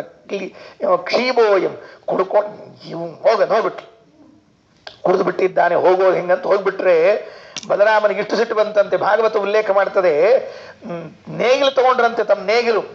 ನಾ ಕರೆದ್ರೆ ಬರೋದಿಲ್ಲ ನೀನು ಅಂತ ಹೇಳಿ ನೇಗಿಲು ಹಾಕಿ ನದಿಯೊಳಗೆ ಎಳೆದೇ ಬಿಟ್ರಂತೆ. ಈ ಕಡೆಗೆ ಆ ಕಡೆಗೆ ಹೋದ ಯಮುನೆ ಈ ಕಡೆಗೆ ತಿರುಗ್ಕೊಂಡು ಬಂದು, ತಪ್ಪ ನೀ ಎಷ್ಟು ಸ್ನಾನ ಮಾಡ್ತೀವಿ ಮಾಡಿ ಆಮೇಲೆ ಹರಿತೀನಿ ಅಂತ ಕೂತ್ಕೊಂಡ್ಲಂತ. ಇಷ್ಟೇ ವ್ಯತ್ಯಾಸ. ಶೇಷದೇವರ ಅವತಾರಿಗಳಾದ ಬಲರಾಮ ಕರೆದ್ರೂ ಯಮುನಾ ಬರಲಿಲ್ಲ.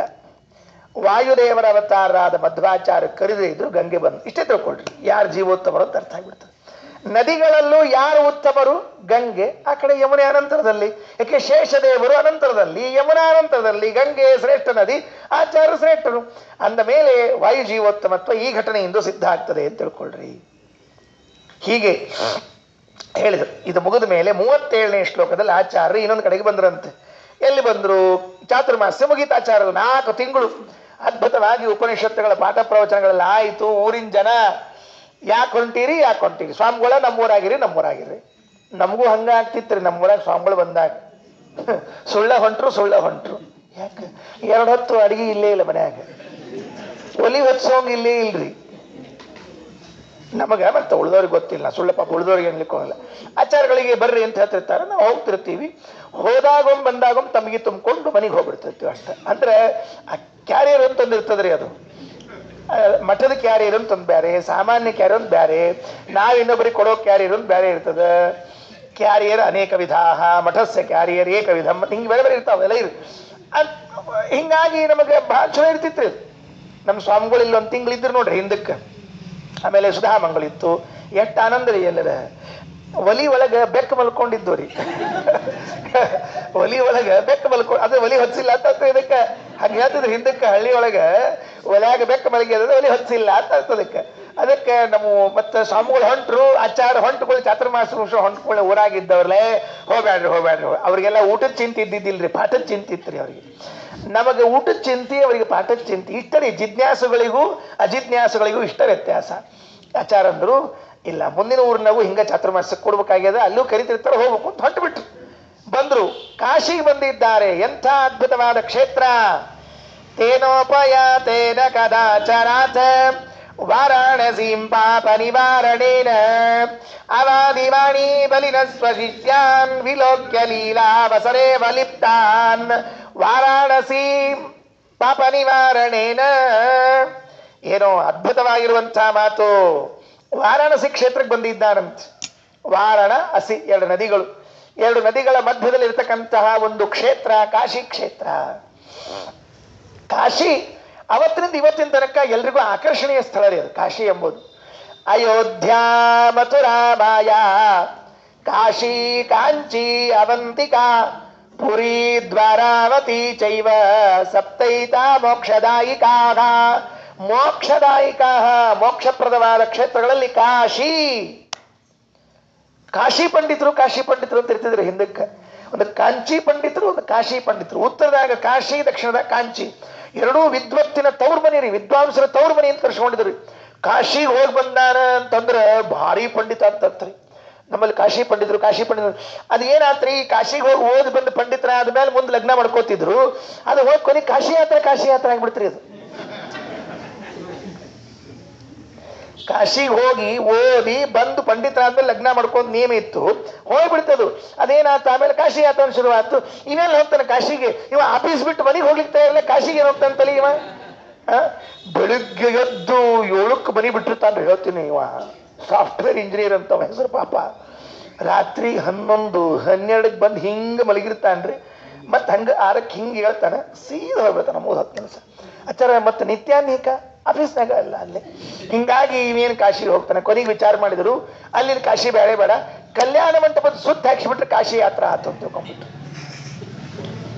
ಕಾಶಿ ಯಾತ್ರಾ ಕಲ್ಯಾಣ ಮಂಟಪ ಸುತ್ತ ಹಿಂಗೆ ಹಾಕೋದು. ಅದು ಕಾಶಿ ಯಾತ್ರಾ ಮಾಡ್ಬೇಕಾದ್ರೆ ಕಿವಿಯಾಗ ಇಷ್ಟು ಕೊಡಬಾಳಿ ಹಾಕಿರ್ತಾರೆ.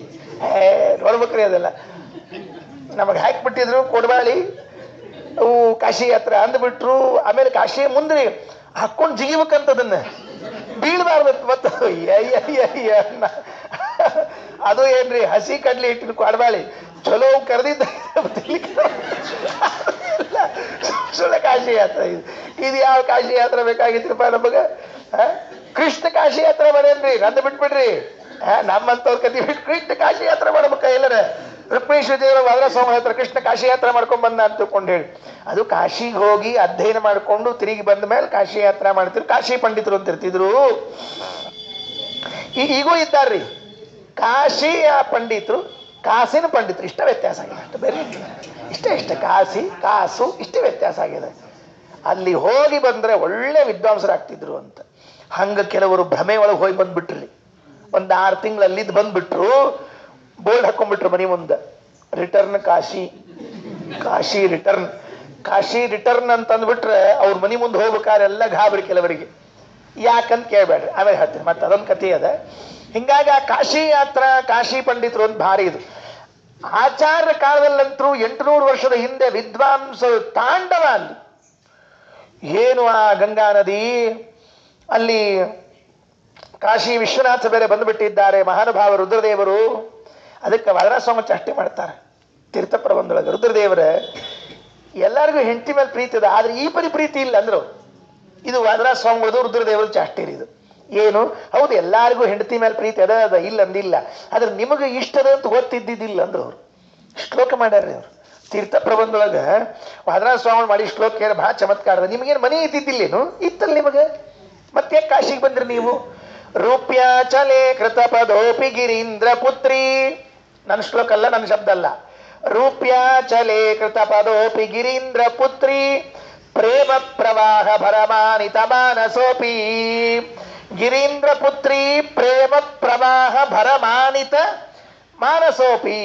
ಹೂ ಅಂತ ಒಪ್ಪಿದ್ರಂತ ಪಾಪ ರುದ್ರದೇವರು. ವಾದರಾಜಸ್ವಾಮಿ ಅಂತಾನೆ, ಗಿರೀಂದ್ರ ಪುತ್ರಿ ಪಾರ್ವತೀ ದೇವಿ, ಅವಳ ಪ್ರೇಮ, ಅದರ ಪ್ರವಾಹ, ಅದರ ಭರ, ಅದರಿಂದ ಭಾಗಿಸಲ್ಪಟ್ಟ ಮನಸ್ಸುಳ್ಳವ್ರು ನೀವು. ಅದಕ್ಕೆ ನೀವು ಕಾಶಾಗ ಮನಿ ಮಾಡಿದ್ರಿ. ಮನ್ಯಾಗ ಮನಿ ಒಂದಿತ್ರಿ ಅವ್ರದ್ದು. ಕೈಲಾಸದಾಗ ಒಂದು ಮನಿ ಇತ್ತು, ಕೈಲಾಸ ವಾಸ ಗೌರೀಶ ಈಶ ಮನಿ ಇತ್ತು. ಮನಿ ಇದ್ರು ಕೂಡ ಯಾಕೆ ಇಲ್ಲಿ ಮನಿ ಮಾಡ್ಬೇಕಾಯ್ತು ಮತ್ತವರಿಗೆ ಅಂದ್ರೆ, ಹರಿವಂಶದಾಗ ಒಂದು ಕಥೆ ಹೇಳ್ಯಾರ, ಭಾಳ ಚಂದದ. ಒಂದು ಸಾಲ ಹೇಳ್ಬಿಡ್ತೀನಿ. ಕೈಲಾಸ ಅಂದ್ರೆ ಏನ್ರಿ, ಹಿಮಾಲಯದಾಗ ಒಂದು ಭಾಗ ಅದು. ಅವು ಅತ್ತಿ ಮೇನಾದೇವಿ ಅಂದ್ರೆ ರುದ್ರದೇವರ ಅತ್ತಿ, ಪಾರ್ವತಿ ಅಮ್ಮ, ಒಂದ್ ದಿವ್ಸ ಮಾತಾಡ್ಕೋತ ಸುಮ್ ಕೊಡ್ಬೇಕು ಬೇಡ ಅಂದ್ಬಿಟ್ಲು. ನಿನ್ ಗಂಡಿಗೊಂದು ಸ್ವಂತ ಮನಿ ಮಾಡೋ ಯೋಗ್ಯತಾ ಇಲ್ಲ, ಮಾಮನ ಮನೆಯಾಗಿದ್ದಾನೆ ಅಂದ್ಬಿಟ್ಲು. ನಾಟಿ ಬಿಡ್ತೀರಿ ಆಕಿ ಪಾರ್ವತಿ ದೇವಿ, ನಾಟಿ ಬಿಡ್ತು. ಸೀದಾ ಮನಿಗೆ ಬಂದ್ಲು. ಏನ್ರಿ ಮೊದ್ಲು ಮನಿ ಬಿಡೋಣ ನಡ್ರಿ. ಯಾಕಂತ ಕೇಳಿದ್ರೆ ಅವ್ರು ಸುಸೂತ್ರ ಮನಿ ಅದ, ಬಾಗ್ಲದ, ಕರೆಂಟ್ ಬಿಲ್ ಇಲ್ಲ, ನೀರಿನ ಬಿಲ್ ಇಲ್ಲ, ಎಲ್ಲ ಮಾವು ಹೊಡ್ಕೋತಾ ಇಲ್ಲ, ಎಲ್ಲ ಮಾವು ಹೊಡ್ಕೊ ಸುಳ್ಳ ಮನೆ ಬಿಟ್ಟು. ಕೆಲವೊಮ್ಮೆ ಮಠದಾಗ ರೂಪ್ ಮಾಡ್ಕೊಂಡಿರ್ತೀವಿ ನೋಡ್ರಿ, ಅವ್ ಬಿಟ್ಟು ಬರ್ಬೇಕು ಅನ್ಸಂಗಿಲ್ರಿ ನಮಗೆ. ಅಸನಂ ವ್ಯಸನಂ ವಸನಂ ಎಲ್ಲ ಅಲ್ಲೇ ಆಗ್ತಿರ್ತದೆ. ಇವ್ರ ಖರ್ಚು ಒಂದು ಬೇರೆ ಒಂದೇ ಖರ್ಚು ಅಷ್ಟ. ಅದಕ್ಕೆ ಅದು ಏನು ಅಂತಂತಂದ್ರೆ ಈಗ ಬೇಡ ಅಂದ್ರು, ಇಲ್ಲಿಲ್ರಿ ಹೋಗೋಣ. ಯಾಕೆ ಹೇಳುದು? ಇಲ್ಲ, ನಿಮ್ಮ ಅತ್ತೆಯವ್ರು ಬೈದು ಬಿಟ್ರು. ಏನಂತ ಬೈದ್ರು? ನಿನ್ ಗಂಡಿಗೆ ಸ್ವಂತ ಮನಿ ಮಾಡೋ ಯೋಗ್ಯತಾ ಇಲ್ಲ. ದೊಡ್ಡವ್ರ ಆಶೀರ್ವಾದ, ಹಂಗೆಲ್ಲ ತಲೆ ಕೆಡ್ಸ್ಕೋಬಾರ್ದು. ಏನೂ ಅಲ್ಲಿಲ್ಲ, ದೊಡ್ಡವ್ರ ಆಶೀರ್ವಾದ, ಹಂಗೆಲ್ಲ ತಲೆ ಕೆಡ್ಸ್ಕೋಬಾರ್ದು. ನಮ್ಮ ಮುತ್ಯ ಈಕಿ ಗಾಬರಿ ಆಯ್ತು. ರುದ್ರದೇವ್ರ ಮುತ್ಯ ಯಾರು ಅಂತ ವಿಚಾರ ಮಾಡ್ಲಿಕ್ಕೆ ಈ ಸತೀದೇವಿ ಪಾರ್ವತಿ ದೇವಿ. ನಮ್ಮ ಮುತ್ಯ ಯಾರು? ನಿಮ್ಮ ಮುತ್ಯ ಯಾರು? ನಿಮ್ಮಜ್ಜ ಯಾರು? ವಿಷ್ಣು ಮಾವನ ಮನ್ಯಾಗ ಇದ್ದಾನವ. ಎಲ್ಲಿ? ಸಾಗರದಾಗ ಇದ್ದಾನೆ. ಸಾಗರದ ಮಗಳಕ್ಕಿ ಲಕ್ಷ್ಮಿ ಮತ್ತೆ ಮಾವ ಎಲ್ಲಿ? ಮಾವನ ಮನ್ಯಾಗ ಮನಿ ಮಾಡ್ಕೊಂಡು ಕೂತ್ಬಿಟ್ಟಾನೆ. ನಮ್ಮಜ್ಜ ಹೇಳ, ನಮ್ಮ ಮನಿ ಸಂಪ್ರದಾಯ ಅಂತ, ಮಾವನ ಮನ್ಯಾಗ ಇರೋದೇ ಪದ್ಧತಿ. ಸಾಗರದಲ್ಲಿ ಮನೆ ಮಾಡಿಕೊಂಡು ನಮ್ಮಜ್ಜ ಏನ್ ತಿಳಿಸ್ಯಾನಂದ್ರೆ, ನೋಡ್ರಪ್ಪ, ನಮ್ಮ ಮನ್ಯಾಗ ಯಾರು ಗಂಡು ಮಕ್ಕಳಾದ್ರು ಮನಿ ಹೇಳಿ ಅಂದ್ರೆ ಆಗೋದ್ ಪದ್ಧತಿ ಅದು. ಸುಮ್ಮನೆ ಬೇಕು ಅಂತ ಹಠ ಮಾಡಿ 2ನೇ ಮನೆ ಕಟ್ಸ್ಕೊಂಡ್ಲಂತ ರುದ್ರದೇವರ ಕಡೆಯಿಂದ. ಯಾವ್ದದು? ಕಾಶಿ. ಅಲ್ಲಿ ಬಂದು ನಿಂತ್ಕೊಂಡ್ರಂತ. ಅದಕ್ಕೆ ರಾಜರಂತಾರ, ಏನ್ ಪುಣ್ಯಾತ್ಮ, ಕಾಶಿ ಪಟ್ಟಣ ಚಂದದಂತ ಬಂದಿಯೋ ಎಲ್ಲರ. ಯಾಕ? ಅದೇನದ? ಪ್ರೇತ ವೃತ್ತಾಪಿ ಸತೀಪತಿ ಅದ್ಯತಿಷ್ಠತ. ಬರೇ ಪ್ರೇತ ಭೂಮಿ, ಸ್ಮಶಾನಗಳು ನೋಡ್ತಿರ್ಬೇಕ್ರಿ. ಕಾಶಿ ಗಂಗಾ ನದಿ ದಂಡಿ ಮೇಲೆ ಅವ್ರು ಸಾಯ್ಲಿಕ್ಕೆ ಹೋಗಿರ್ತಾರಂತಲ್ಲಿ. ಬದುಕ್ಲಿಕ್ಕಲ್ರಿ, ಸಾಯ್ಲಿಕ್ಕೆ ಹೋಗೋದು ಅಂತಂದ್ರಿ ಕಾಶಿಗೆ ಹೋಗೋದು ಅಂದ್ರೆ. ಯಾಕೆ? ಅಲ್ಲಿ ಕೊನೆಯಲ್ಲಿ ಸಾಯುವಾಗ ರುದ್ರದೇವರು ರಾಮಮಂತ್ರವನ್ನ ನಮ್ಮೆಲ್ಲರ ಕಿವಿಯಲ್ಲಿ ಹೇಳ್ತಾರಂತ. ಯಾರು ಕಾಶಿ ಮರಣ ಹೊಂದುತ್ತಾರೋ ಅವರ ಕಿವಿಯಲ್ಲಿ ತಾರಕ ಮಂತ್ರವನ್ನೇ ಹೇಳ್ತಾರಂತ. ಅಂಥದ್ದು ಕಾಶಿ ಪಟ್ಟಣ. ಕಾಶಿ ವಿದ್ವಾಂಸರು, ಕಾಶಿ ಪಂಡಿತ ಮಂಡಳಿ ಆ ಊರಿಗೆ ಆಚಾರ್ಯರು ಬಂದ್ರು. ತೇನೋಪಯಾತೇನ ಕದಾಚಾರಾಥ ವಾರಾಣಸೀಂ ಪಾಪ ನಿವಾರಣೇನ ಅವಾದಿವಾಣಿ ಬಲಿನ ಸ್ವಗಿಜ್ಞಾನ್ ವಿಲೋಕ್ಯ ಲೀಲಾ ವಸರೇ ಬಲಿಪ್ತಾನ್. ಅಂತಹ ಕಾಶಿ ಪಟ್ಟಣದಲ್ಲಿ ನಾಳೆ ಹೇಳ್ತೀನಿ ಮತ್ತೆ ಒಂದು ಅದ್ಭುತವಾದ ಘಟನೆ. ಮತ್ತೆ ಈಗ ಹೊರಗಿನ ಘಟನೆ ಅಲ್ಲ, ಮಠದೊಳಗೆ ಒಂದು ಘಟನೆ ಆಯ್ತಂತ. ಆಚಾರ್ಯರಿಗೂ ಆಚಾರ್ಯ ಶಿಷ್ಯರಿಗೂ ಒಂದು ಪ್ರಸಂಗ ಬಂತು. ಆ ಊರಿನಲ್ಲಿ ಇದ್ದಾಗ ಒಬ್ಬ ವಾದಿಯ ಜೊತೆಗೆ ವಾಕ್ಯಾರ್ಥ ಆಯಿತು. ಇವೆಲ್ಲ ಉಂಟು. ಮತ್ತೆ ನಾಳೆ ಸಿಕ್ಕಾಗ ನೋಡೋಣ. ಶ್ರೀಕೃಷ್ಣ.